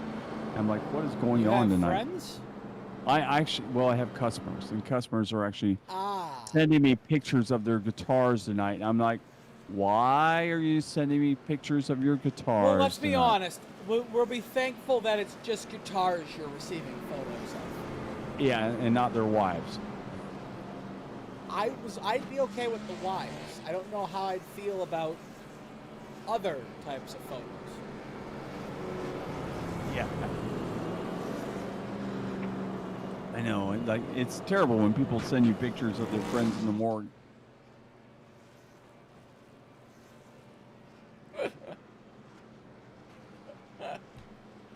Oh my God. Yes, only I would say that. Ladies and gentlemen, if you've been watching Ghost Fire Media since the beginning, you know we got our start with the AOLL Racing League. Here's a little bit more about them. Hi, I'm Randy from the Guitar Attic. Can we be serious for a second? Are you tired of being... The AOLL began online racing in the mid-1990s with Papyrus's NASCAR racing still going strong 27 years later on the iRacing platform. The TNT series races on Thursday night, running the ARCA Chevy cars for drivers looking to learn and have fun. The Cup Series races on Sunday nights, featuring league veterans and Class A licensed drivers. The Sportsman Division races on Wednesday nights, running the Gander Outdoor Trucks with drivers from the Cup and TNT series. You can catch all of the AOLL racing action right here on Ghostfire Media. All right, the field is getting ready to go green flag racing as a pace car will pull off with Patrick Gaspard to the outside or inside and Joseph Causey to the outside. Here they come across the line. It's Patrick Gaspard leading for the first time by a half a car length over Causey. Causey working that outside groove. He's bringing Nicholas Weatherby and Cody McKinney with him. They're going to try to get around Patrick Gaspard. Can Gaspard hold off Joseph Causey in that outside groove? Causey gets a little loose, but he's going to hang on. That could have been disastrous, as he could have taken Weatherby with him and Cody McKinney as well in that whole little thing. But it's still side by side. And look at Weatherby. Weatherby just coming up there, tagging the back bumper of that 88 as they come across the line. And lap 153, Joseph Causey will lead that. But here comes Patrick Gaspard again. He's not going away. You have to seriously respect the driver to your inside to think that that is a good idea going through these types of corners. Man, oh man, that was a tight battle between Gaspard and Causey Causey takes the lead. Now Gaspard loses second. Gaspard falling back into third position. Not quite yet. He's not ready to give that up as we speak, but he will have to this time as the 14 of Cody McKinney works to his outside groove this time. Side by side, Gaspard down low, McKinney up high. As they come across the line, they'll complete lap 156. It's still side by side for that third position. The best battle on the track right now is that battle. And now McKinney will get around Gaspard. Gaspard is going to give up the ghost, and he's going to follow in the grass of Yerk, who's on the move now, going to try to catch up to him there in that fourth position. Patrick Gaspard's tires are the same age as everybody else's. So the fact that he can't hold on to this position tells me he might just not have the speed to battle for that win tonight. But we look back up front and Weatherby is there. Less than 0.3 of a second now on that back bumper of the 88. I wonder if Weatherby learned anything from running last time with Joseph Causey. Last time he overran the tires beyond their limit because he kept trying to run that same line as Causey. And finally, he ended up losing a lot of ground to Causey. Maybe this time he'll let him get away and let him cool those tires down and then make the run later in the stage.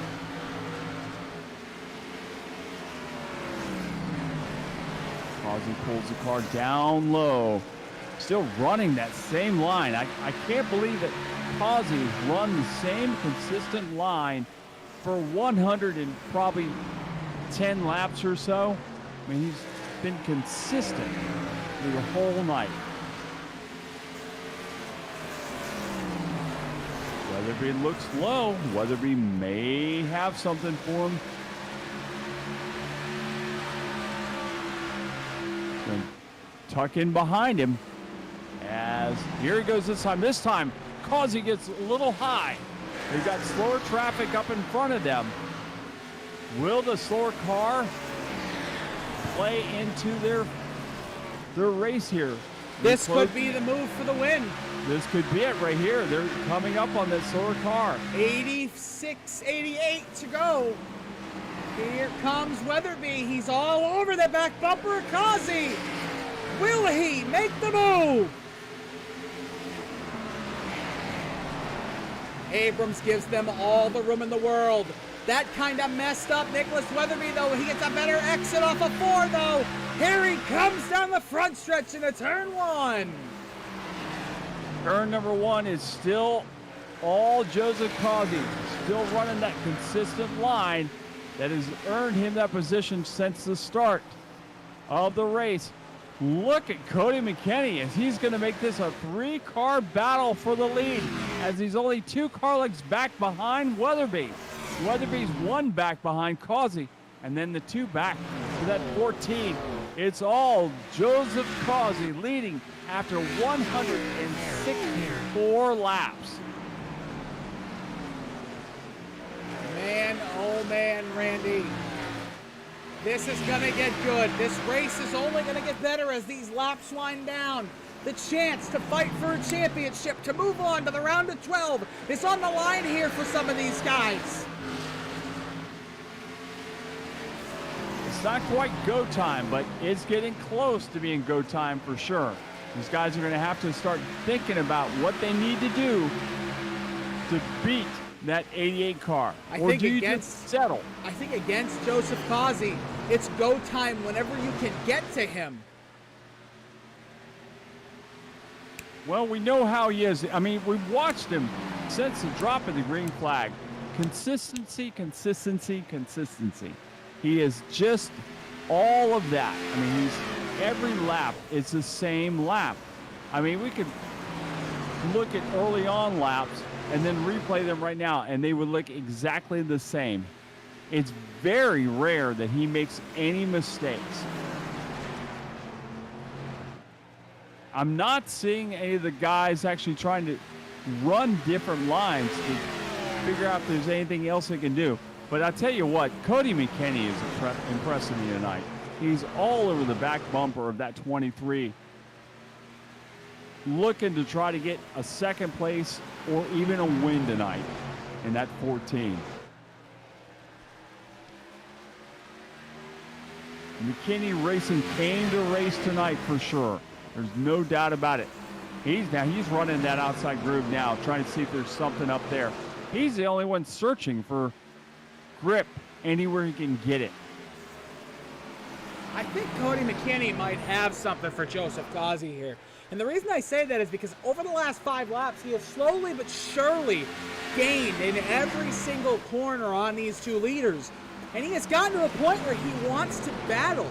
And I think he's going to make a move on Nicholas Weatherby here in the next lap. It's not going to be long that he's going to start making a move. You can tell the McKinney Racing car is up the track, down the track. He's getting momentum coming off of turn number 4 the most, from what I can tell. And that's where he gets his momentum. Actually, here in turn number 1, he's got something down that bottom, but it did not stick.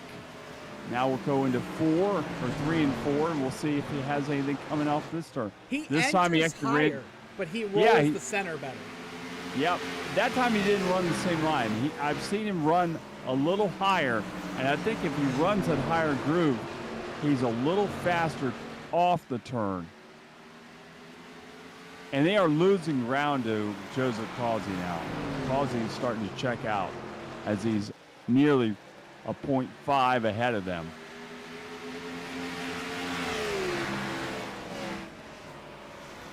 We'll watch this battle. This time he's got almost a quarter panel up there trying to get around Nicholas Weatherby. Weatherby is loose as a goose as he comes off the turn, trying to fight that 14 off.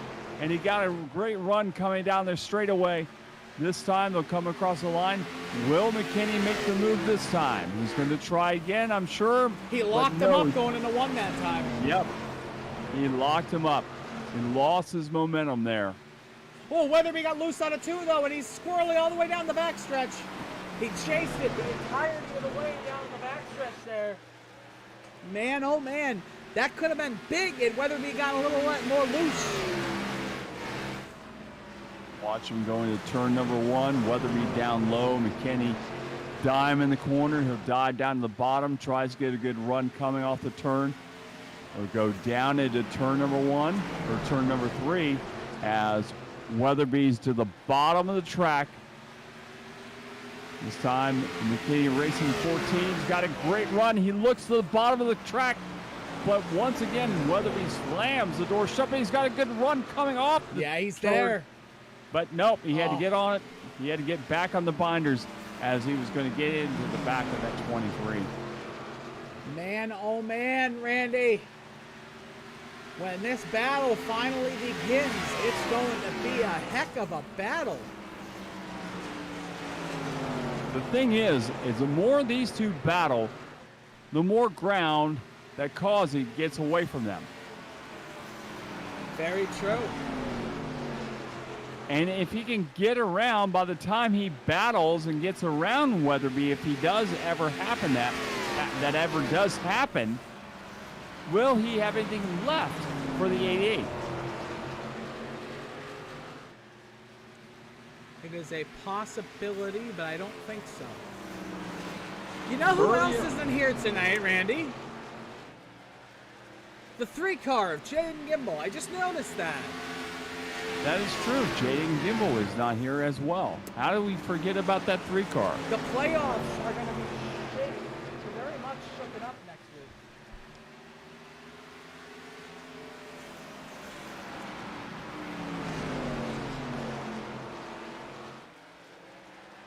Cody McKinney actually got very, very close to the wall that time around. This time, once again, he closes on that back bumper of that 23.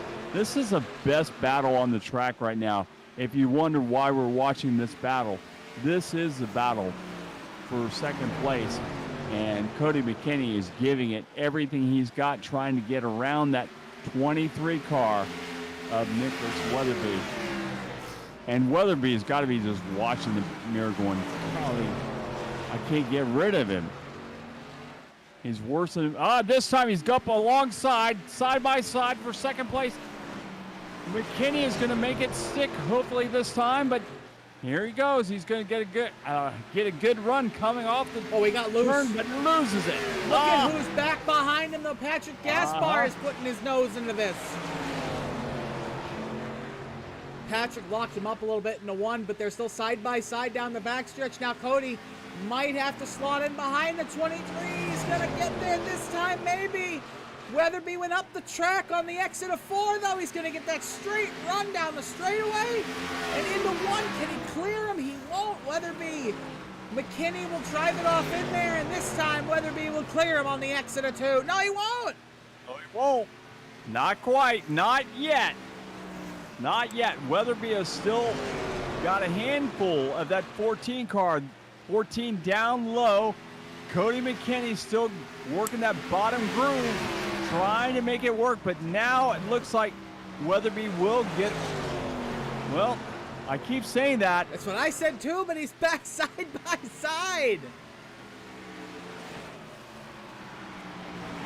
And look at Patrick Gaspar, just trying to be the spoiler of this whole party. Sitting back there waiting for these two guys to get together so he can just zoom around and get that second position. But they are being as clean as possible. They keep saying they're at least keeping a car length between the two of them. Side by side as they go into turn number 3. McKinney down low, Weatherby up high. Weatherby gets a great run coming off that turn, or off turn number 4, but once again in turn number 1, here comes McKinney. McKinney gets a good run off the turn, off of turn number 2, down the back straightaway into 3. Weatherby this time trying to figure out if he can slam the door, but not quite yet. It's still going to be Weatherby leading that second position, holding that second position. Here comes Gaspar down to the inside of the 14.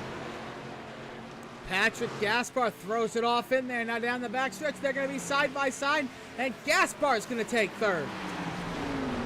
You notice how the way Gaspar went up there and just slammed the door shut, making sure that McKinney didn't have anything coming off that turn, at least any momentum. I think that's what McKinney should have done.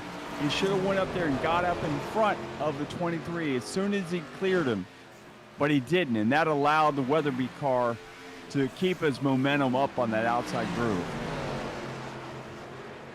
Gaspar looking to the inside of that 23, trying to find some momentum down there. Weatherby has still held that outside groove and made it work. So run that second groove. Gaspar drives it hard in the turn. He gets together with Weatherby. Weatherby's got a little damage off of that. That's going to allow Cody McKinney to catch back up and try to get around that 23. Gaspar now runs in that second position. Can he run down Joseph Causey, who's merely just 3 seconds ahead of everybody? Short track racing, short track tempers usually come from that. 60 to go and one more pit stop. Man, oh man, it could get dangerous and fun here, Mr. Pepper. It could.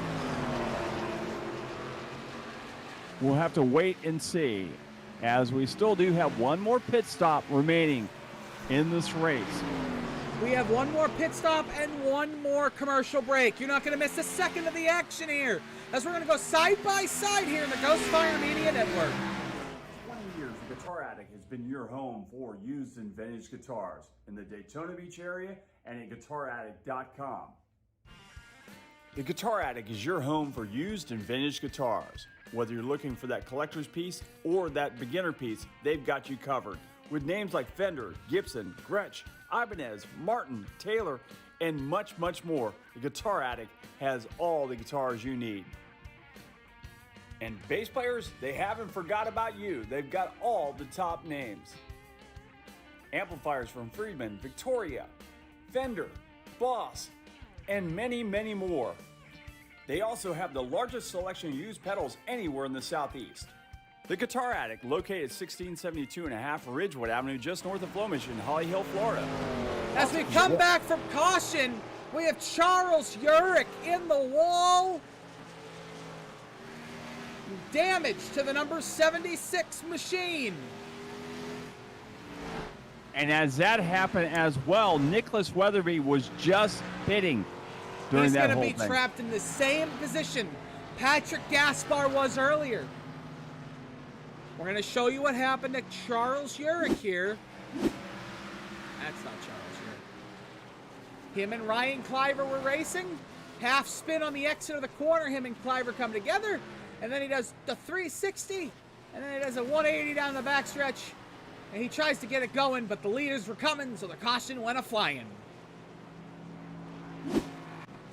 So the last pit stop is going to come under caution.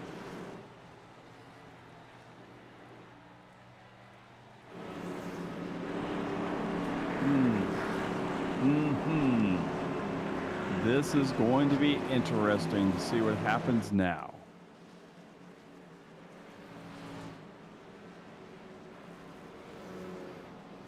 As they're all pitting now, as Nicholas Weatherby out on the track by himself, running around. Let's see who actually comes out first after all things cycle.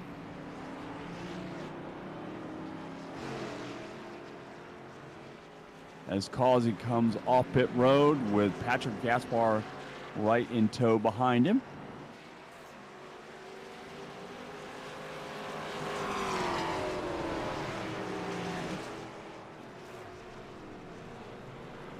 With just roughly 54 laps remaining in this race here at Richmond in the IVRL Buttkicker Series, Stage 2, or actually, well, Race 2 of the 3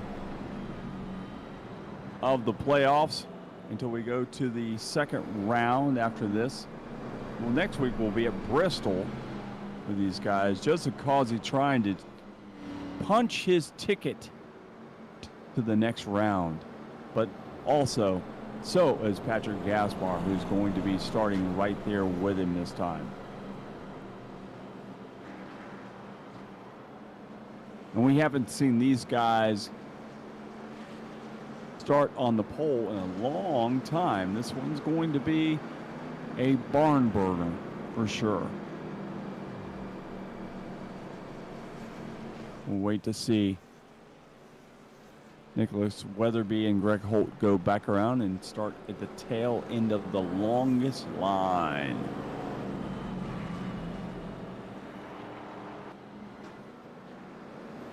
Don't forget, if you're a serious subscriber, don't forget you can check out my good buddy Pat Patterson every Saturday and Sunday on the NASCAR channel, Channel 90 on Sirius NASCAR Radio on the front stretch. So tune in to him every Saturday and Sunday morning for all your NASCAR news.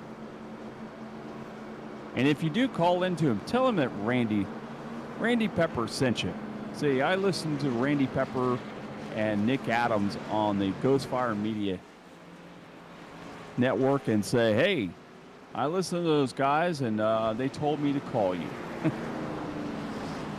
When are we going to get Randy Pepper on NASCAR's Sirius XM channel? I don't know. That I'm still waiting to find out when Pat's going to be down here. So Pat will be down here in Daytona Beach within a couple weeks. So maybe then, if not then, it will probably won't be until November. So I've got a couple chances at that. All right, so pace car is pulled off, and here they go. Causey gets an unbelievable start. He just ran away from everybody again. Jumps out to a 1, 2, 3, 4, 5, 6, 7, 8, 9, 10, 11, 12. Oh, we got a spinner! Caution. Oh, Joey McKinney's around in the wall on the exit of 2. No caution. No caution. Can you believe that? He drifted that all the way through turn 1 and 2. He was on the brakes, and the thing just went sideways on him. We'll take another look at that restart here as Joey McKinney went sideways all the way through turn 1 and 2. I think Adam Wood got into the wall. We'll keep an eye on that as well. I'm not sure. I know I heard somebody get into the wall there. There's Joey going sideways. Nicholas Weatherby got into it with somebody back there. Him and, I think, Harvey Abrams. But, man, what driving by Joey McKinney. As now we keep an eye on Joseph Causey, Patrick Gaspar, and Cody McKinney. The battle for the lead. And Joseph Causey is slowly but surely creeping away from Patrick Gaspar. It was only a 3-second lead, or 0.3. Now it's a 0.5, almost a 0.6 out in front. Let's see if he pulls away anymore this lap. This time, yes, it's a 0.6 now. Well, there is the number 88. Small engine shop Toyota Camry with the Justice for Tom on the side. We're not exactly sure what that means. Well, it looks like we'll be able to ask Mr. Joseph Causey after the race. But that is the number 88.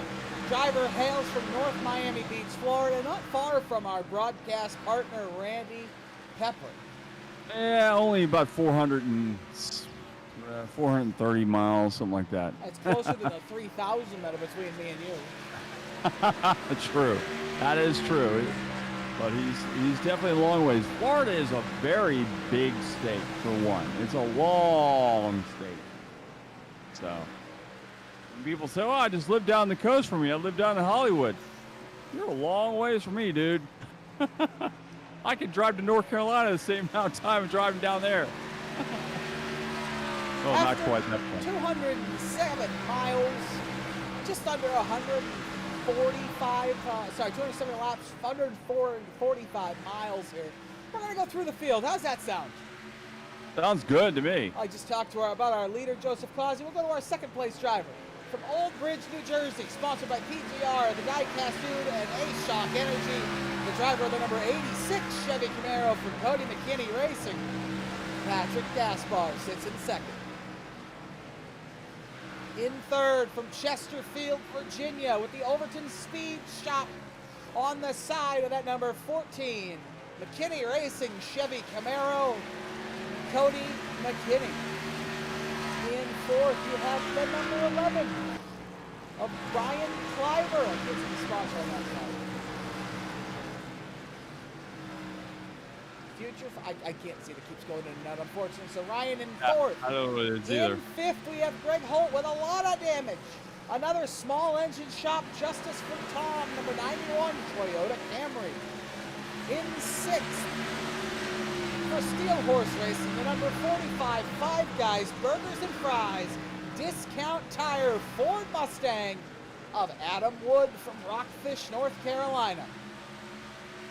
In seventh, Charles Urich from Fayetteville, West Virginia, the Quantum, it's a drink, I can't remember what it is. I think it's Nuka-Cola. I think it's Nuka-Cola, right? Nuka-Cola Quantum, the number 76 Ford Mustang, Charles Urich. Back in eighth, from West Edmiston, New York, the number 23, McDonald's, Root, Columbia, DoorDash, Dr. Pepper, Toyota Camry, Nicholas Weatherby. Back in ninth, the number 79. Oh, and the caution is out for Thomas Carino Jr. We'll take a look at Thomas Carino Jr. What happened to him? He's up in the wall. The number 7 WeatherTech Chevy Camaro in the wall hard. A little free plug there for Coca-Cola and Papa John's. He was stopped right near their signs. We'll take a look at what happened to Thomas Carino. Off into turn one, he was sitting in 12th when this happened. He just did the same thing Joey McKinney did. He just overcorrected and went nose first into the wall.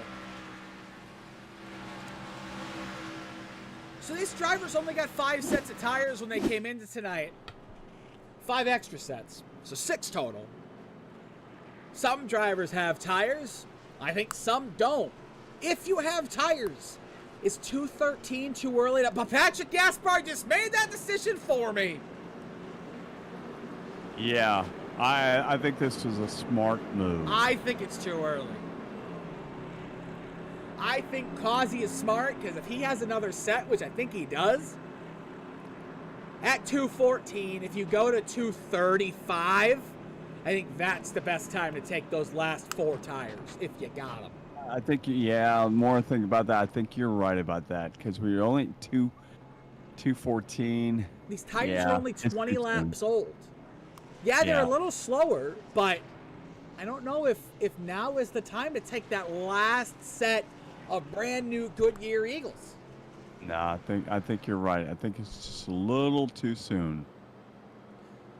We'll see. I mean, it could backfire on Causey. We might not get another caution, and Gaspar and McKinney could come flying through the field and take this race away. But it's the playoffs. You got to make those types of decisions, and you got to make them quickly. And as we sit here and look at the field going around now, we've got a couple new players up towards the front of the pack. Ryan Cliver and Adam Wood has now made his appearance in the top 3.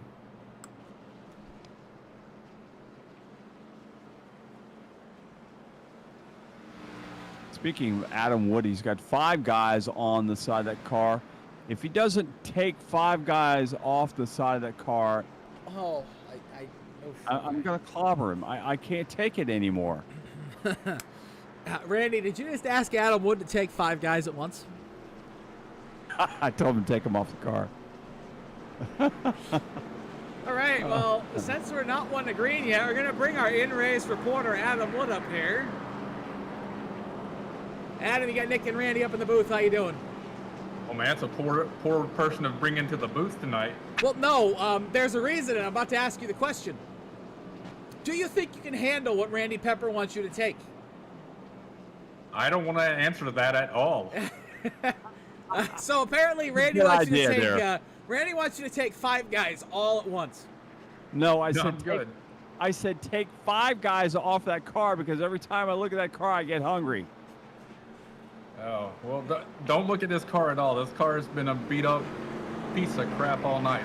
I could repeat the same words that Kyle Busch said on the other night at Darlington. That's how my car is running all night long. Hey, you're running third right now, so Because everybody pitted. Well, it doesn't matter. You're still running third.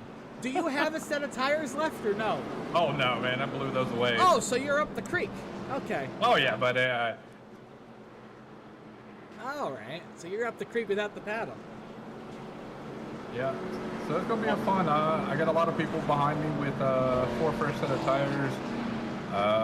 I'm looking probably just hoping to get a top 10 out of the 11 cars running. So. Well, Good Adam, luck with that. good luck. We're gonna put you back down with your independent teammates. All right, thanks. I think the answer to Adam's to the question we asked Adam was, could he take 5 guys at once? It's a maybe. Maybe, you know, he is Army guy, so Oh, maybe. boy. So. All right, look at Cliver almost right out.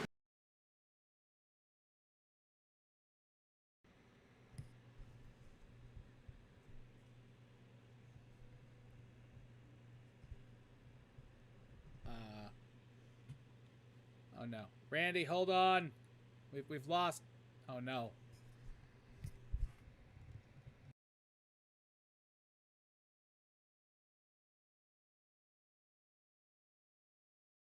Over hello? second Okay, place. thank God. Oh no, we've lost audio from the race. Uh-oh. Uh, And yellow is back out again. I think I can save this, folks. We're just gonna keep listening to Randy Pepper. All right, yellow is out right now. It came out once again. Not sure what happened there. We know the field was stacked up right from the beginning as Cliver, who's blinking in and out, probably scared a few people up there at the start finish line. But we now have Patrick Gaspar, who just pitted, made his way through the field very quickly. Now he's going to be starting on the inside or outside, whatever side Joseph Causey decides to elect to do. And now he's got a guy with 4 fresh Goodyear tires working to his inside or outside. Don't know how long Joseph Causey will be able to hold off that 86. Grapes. We are still looking for sound, I guess. Yeah, we don't have sound. We have sound in the booth, but you don't have the sounds of the cars.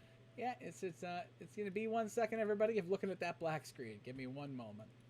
No problem. We'll just call the action as it runs. We'll run it like you're listening to it on radio.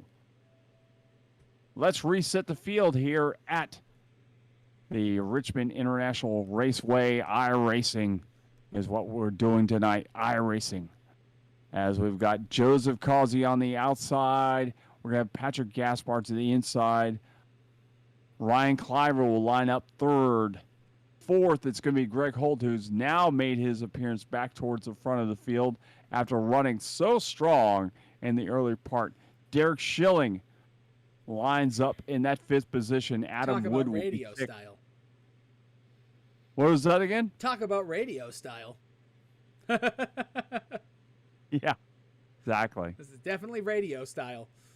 Yep. I've done a few of those things, you know that. And Adam Wood will line up next to Derek Schilling. 6th and 7th. We will have, or actually 7th and 8th. Nicholas Weatherby and Charles Yerrick will line up in that 78 car, 76 car. And Cody McKinney, who was running so strong early on, now runs 9th alongside the 10th place car of Harvey Abrams. Rounding out the last part of the field, it's Joey McKinney, Thomas Carino, and Jason Miz, who is off the track and 71 laps down. Field will make their way around and line them up side by side here in just a second. We'll stack them up 2 by 2, side by side, door handle to door handle on lap 223 laps here at Richmond International Speedway. Pace car is about to pull off, or we're about to go back to green flag racing here at Richmond. Pace car is off. Here we go. Joseph Causey will get on the gas, and he'll get on very quickly as he brings Greg Holt with him.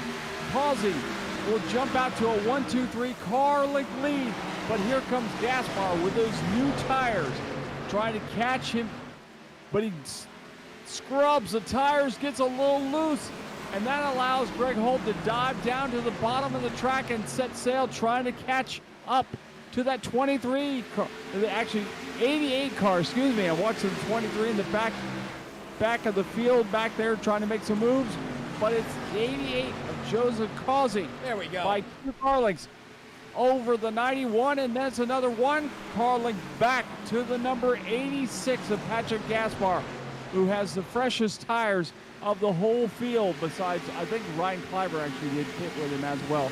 But Cliver is a ways back from them, back and forth.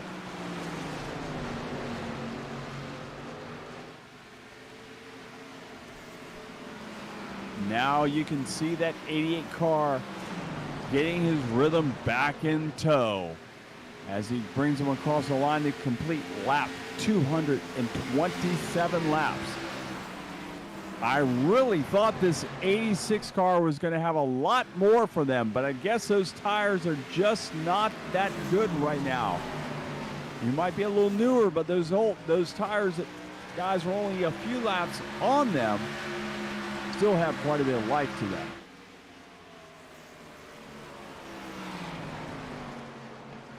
Derek Schilling on his radio talking to some of the drivers. Not sure what he's talking about. Might have been that Ryan Cliver is still blinking in front of him. Well, Randy Pepper, we are officially no longer radio style. Oh! We are finally cable television style again. That's right, folks. Cable television. Cable television. Only way to do it. 21 to go here at the Richmond Raceway. Causey and Holt side by side. It's a flashback to April. In April, we had a green-white checkered to finish this race. We have 21 to go here tonight. Causey's hoping we don't see another caution. Well, he's going to have to pit. We know that. No, he should be fine. You think so? He should be fine. From 195, they should be able to make it to the end. All right. The longest run we had tonight was 65 laps by Derek Schilling. So I think Causey should be able to make it from 195. It's only 55 laps. But will he have the tire to hold off his charging teammate, Greg Holt, who pitted on lap 213 with brand new ones? They're side by side. They're going to touch almost out of 2 here. They come down the backstretch. No, not quite yet. He's flying, but not flying fast enough as Causey slams the door shut. And Patrick Gaspar now is starting to showing a little bit of that new tire-esque moves going on as he's trying to get around Greg Holt as well. Greg Holt doesn't want to wear those tires out. It's not time yet. Oh, he's got a great run. He dives down the bottom of the track there trying to get right to that back bumper. And this time, Patrick Gaspar gets alongside of him and tries to dive into turn number 1. And he's got a great run coming off of turn number 2, but not enough. Greg Holt still. We had Harvey Abrams go around. The green flag will stay out. I thought I saw smoke. There was a lot of smoke on the backstretch. It was all Harvey Abrams. Did you know there's over 1 million seats on sale right now from Frontier Airlines? You can fly from $19 on Frontier Airlines. From what airlines? Frontier. Frontier. I wouldn't fly Frontier. I have flown. I wouldn't fly JetBlue either. Well, JetBlue is a different thing. JetBlue and that, what's the other one that's everybody says Delta? do not. No, Delta's American? fine. Nope. No, it's another one. I Spirit? can't remember. Spirit. That's the one. Aye. You don't want to fly on Spirit no matter what. But I have 15 actually, to go, and Patrick Gaspar is showing he has Spirit. How about you off into one? That was a bad pun. I'm sorry. They're going to hand me my pink slip after this race now. Joseph Causey. Joseph Causey. Hey, give me an H, give me an O, give me an L, give me a T. What does that spell? Holt. Greg Holt trying to make it 2 in a row.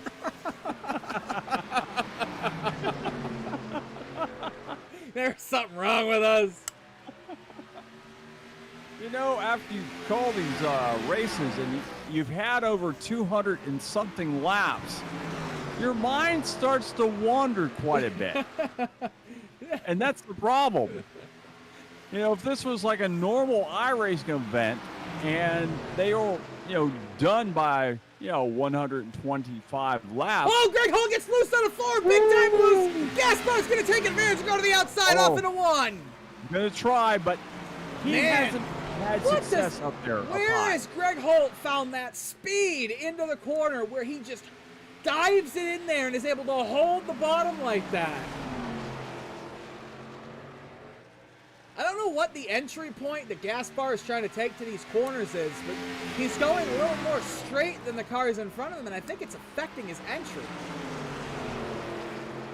It's got to, something's affecting his entry because he's got speed, but he cannot capitalize on it. Talk at about all. a blanket over the top three. It's less than a half a second. It's less than a car length between all three of these drivers. Greg Holt throws it off into one. Gaspar almost follows. Holt goes way up the track. Here comes Gaspar to the inside. Gaspar trying everything he can to get around that 91, but it's not going to stick. He's going to have to relinquish that spot to the 91 of Greg Holt. Greg Holt still trying to close in on the back bumper of that 88 to try to make it 2 in a row, but so far it's still Holt loose on a 2. 88. Up the track again. Gaspar tries to go to the outside in 3. That's not the way to get past him. I don't think it's going to work. It might set him up, though, for the over-under off into 1. No, Nope. it won't. I thought that's what he was going to try too, but nah. He's got a big run this time on a 2. Down the backstretch, he's side by side with Greg Holt. Will he make the move into 3? He'll slow throw it in there. Will it stick through 3 and 4? To the line, they're going to be side by side. Gaspar slideways out of 4. Oh, he can get there, but he just can't hold it.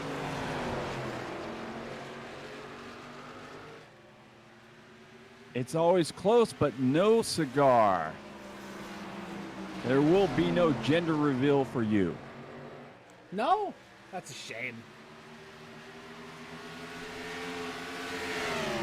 It's a beautiful boy, but we don't know who the daddy is, so it doesn't matter. It wasn't Patrick Gaspar as we thought it Inside was. there in a 1. They're side by side this time on a 2.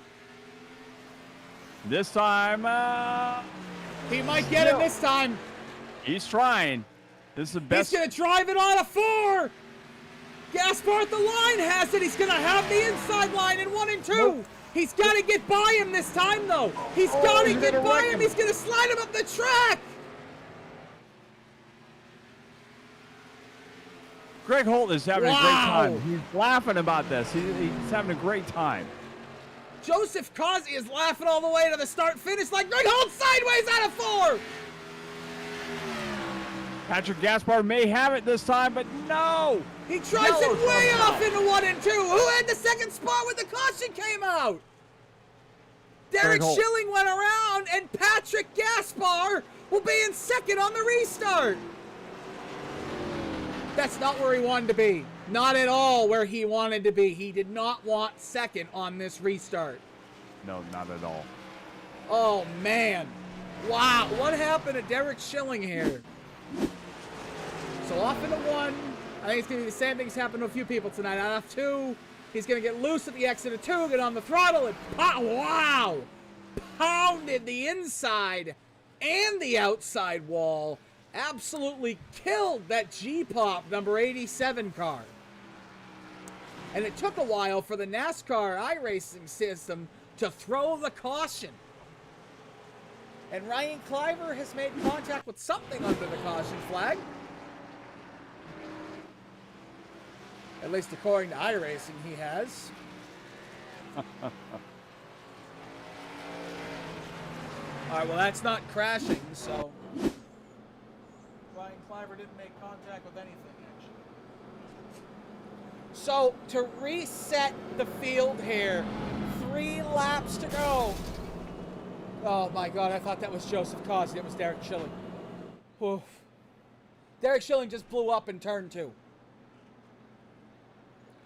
To reset the field, here we go.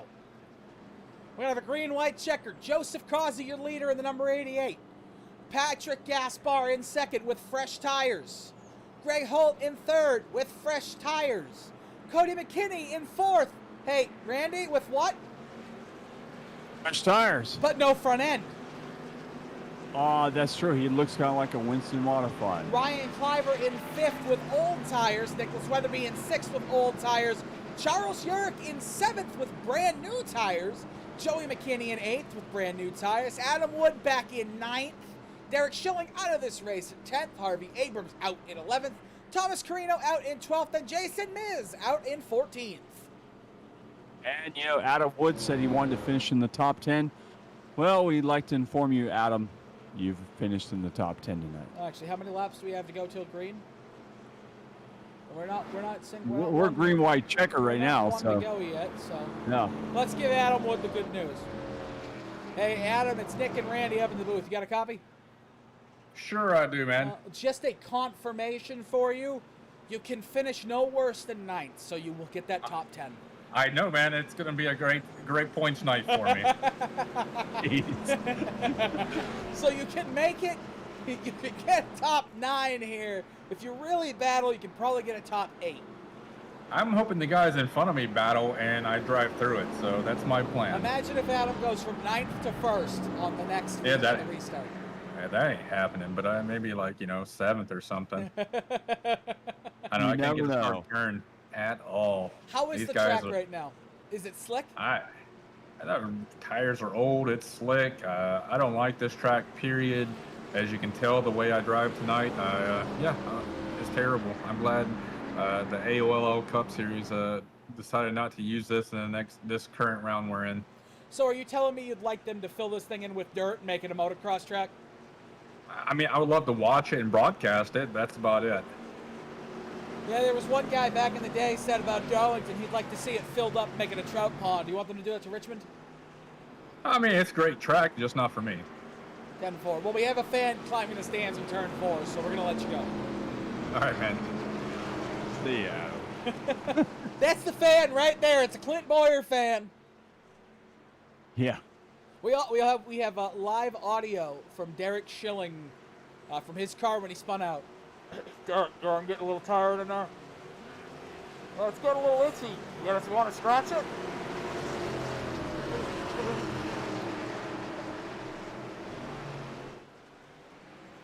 All right, green flag is back out.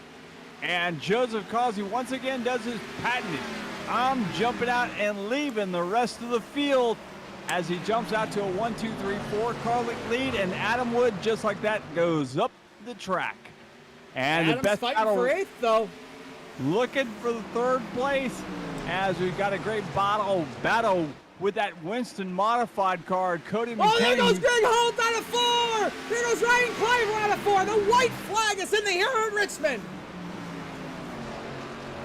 Joseph. Oh, and Abrams was around as well. Oh, no. Out of turn 4, out of turn 2, now down to turn 3. Joseph Causey is going to hold on to sweep the Richmond Raceway. In dominating fashion, should I say. Domination by Joseph Causey tonight. Led more laps in this race than he did in the spring. Yeah, he was definitely dominating. There's no doubt about that.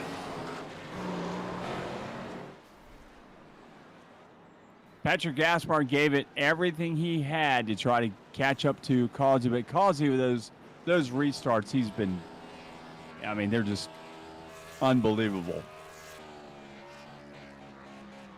And now Joseph Causey burns it down.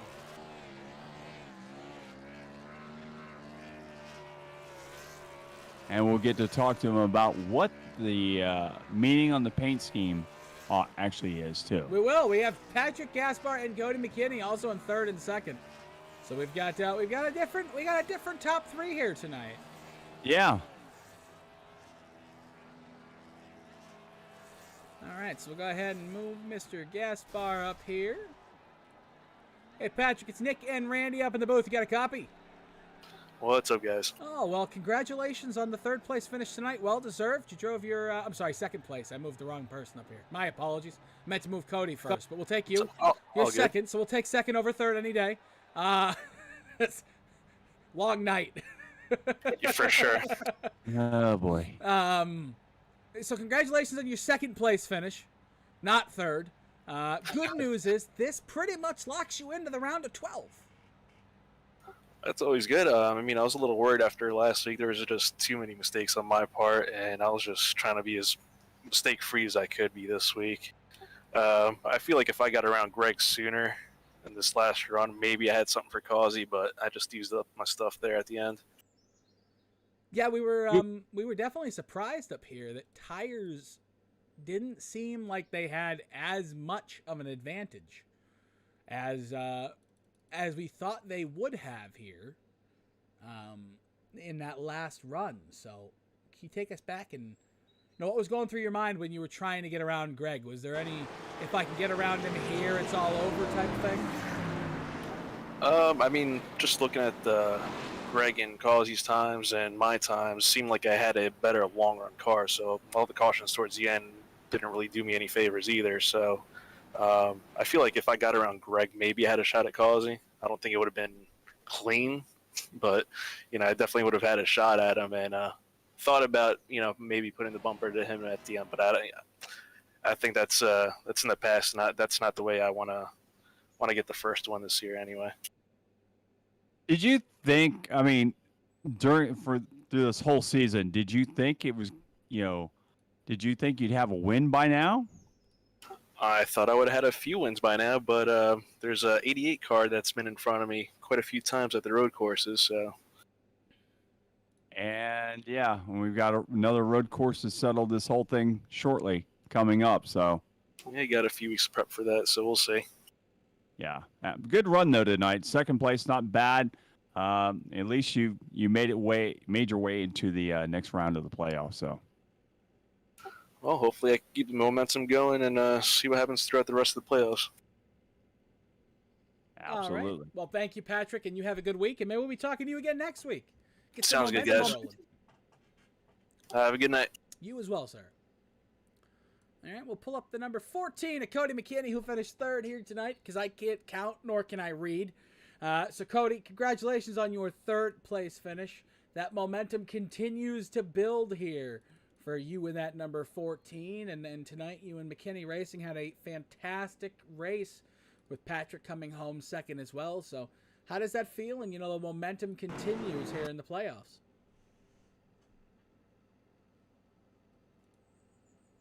Well, I don't think we have him. No, he's here. He's talking, but I can't hear him.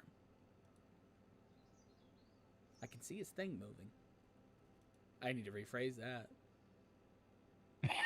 The little green thing on Discord is moving, but he's not speaking. So let me rephrase that, okay? This little thing's moving. I can't tell it. I can see it. Jesus Christ.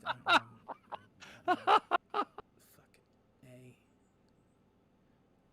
Well, there's one of my 5 for the night, apparently. Cody, we cannot hear you. Nope, still can't. We saw you mute and unmute. We still can't hear you. All right. Well, Joseph Causey, winner extraordinaire. Here tonight, Richmond. The season sweep for the 88. The season sweep for Tito Team. Not Tito Team. We're not going to give the whole team credit for it. It was just you. You came here to 600 East Laburnum Ave in Richmond, Virginia. And you, from the minute you arrived to the minute you left here, you have dominated this racetrack. Both races. How did you put together such a dominating performance over 500 laps here at Richmond this year? I think Greg helped me mostly. Freaking learn the brake bias where I needed to be, and tonight I followed up with hell, I beat Dalton Tucker straight up last night at Homestead, so yeah, I felt good. And then tonight, you know how annoyed I would be if I was Greg Holt right now listening to you go, yeah, hey, Greg taught me how to be good at Richmond. Yeah, I'd be wanting to punch you in your head. Yeah. Hey, yeah, my teammate taught me how to be great at Richmond, and then I went up here and whooped him twice. Well, he had damage. He had a damaged car. He didn't have full RPM. Yeah, but the first time in April, you whipped him too. You got him on the green white checker, but you led twice as many laps as he did. And you dominated the race in April as well. So did he teach you back in April? Yeah, that was the race. Oh man, if I was him, I'd want to smack you. Hey, Causey. Causey, I want to know why you guys are withholding information, because the Miz evidently did not get any information. The only thing he understood is how to turn around and around and around and around. Yeah. You guys got to have a team meeting on Monday here.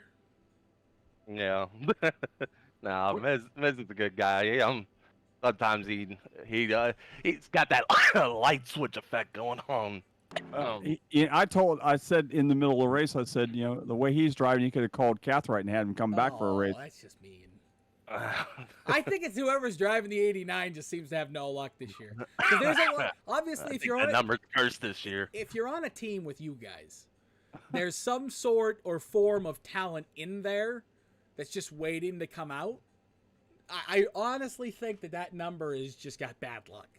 It has bad juju. But, so, we have a question. We've been wanting to know all night. What is Justice for Tom? Yes. Was there a rapper? Was he like... No, that was for Tom Stewart. Oh, I thought it was like a rapper who was arrested. What happened to Tom Stewart? What's the controversy? Because that's the whole thing for for Tom getting kicked out of the league or whatever. Okay, and y'all are protesting that? Yeah, that's what the whole deal was. I think what was it? Me, Harvey, Greg, who else? There had three of you tonight that were running. Just three? Four. There are four of you. No, there's four. I think it was three. I didn't see four, unless the fourth didn't load for me.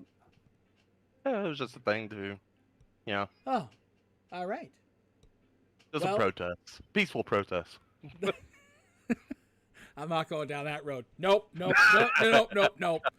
Oh my God, the stands are on fire. Oh my God! They're taking the tires out of the pits. They have stolen the flag stand, but they are saying they are peaceful. Oh my God! But on a real note, I did not think I was going to win after everybody got tires and I was just sitting out there like a duck. Yeah, I don't know how the hell you did that. That's just you being you, I guess. Yeah, I guess. You won because your restarts were absolutely spot on, and your line around the track was so consistent. There was no way anyone was going to beat you because you were. I watched you the whole race. You were consistent. I only saw you maybe blow the corner maybe 4 times. Yeah. And that was it. No one else did that. Everyone else was kind of moving around their line throughout the race. You didn't move. Your line was consistent as consistent could be. Yeah, I practiced a little bit before we got to the session here, so I was trying to perfect that line. So it worked out. Yeah, it worked out flawlessly.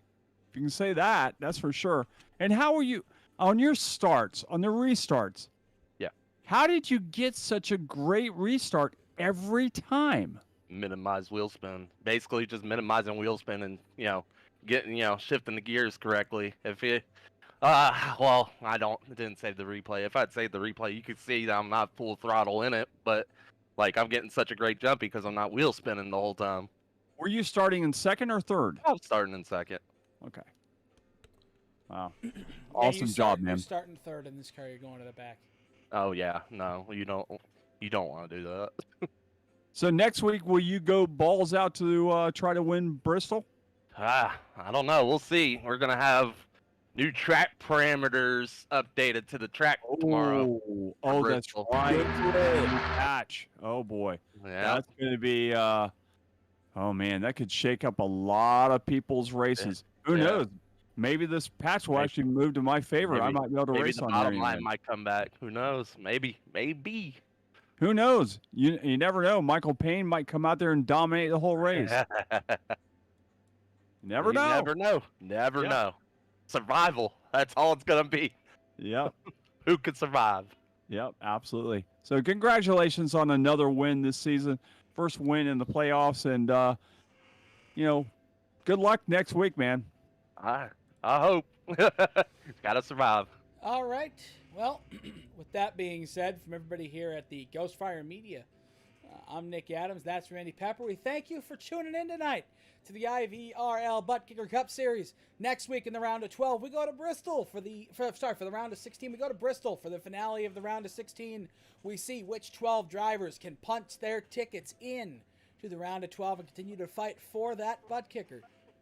Once again, I'm Nick Adams. That's Randy Pepper. So long from the Sunshine State. That's my line. Thank you for watching iRacing on the Ghostfire Media Network.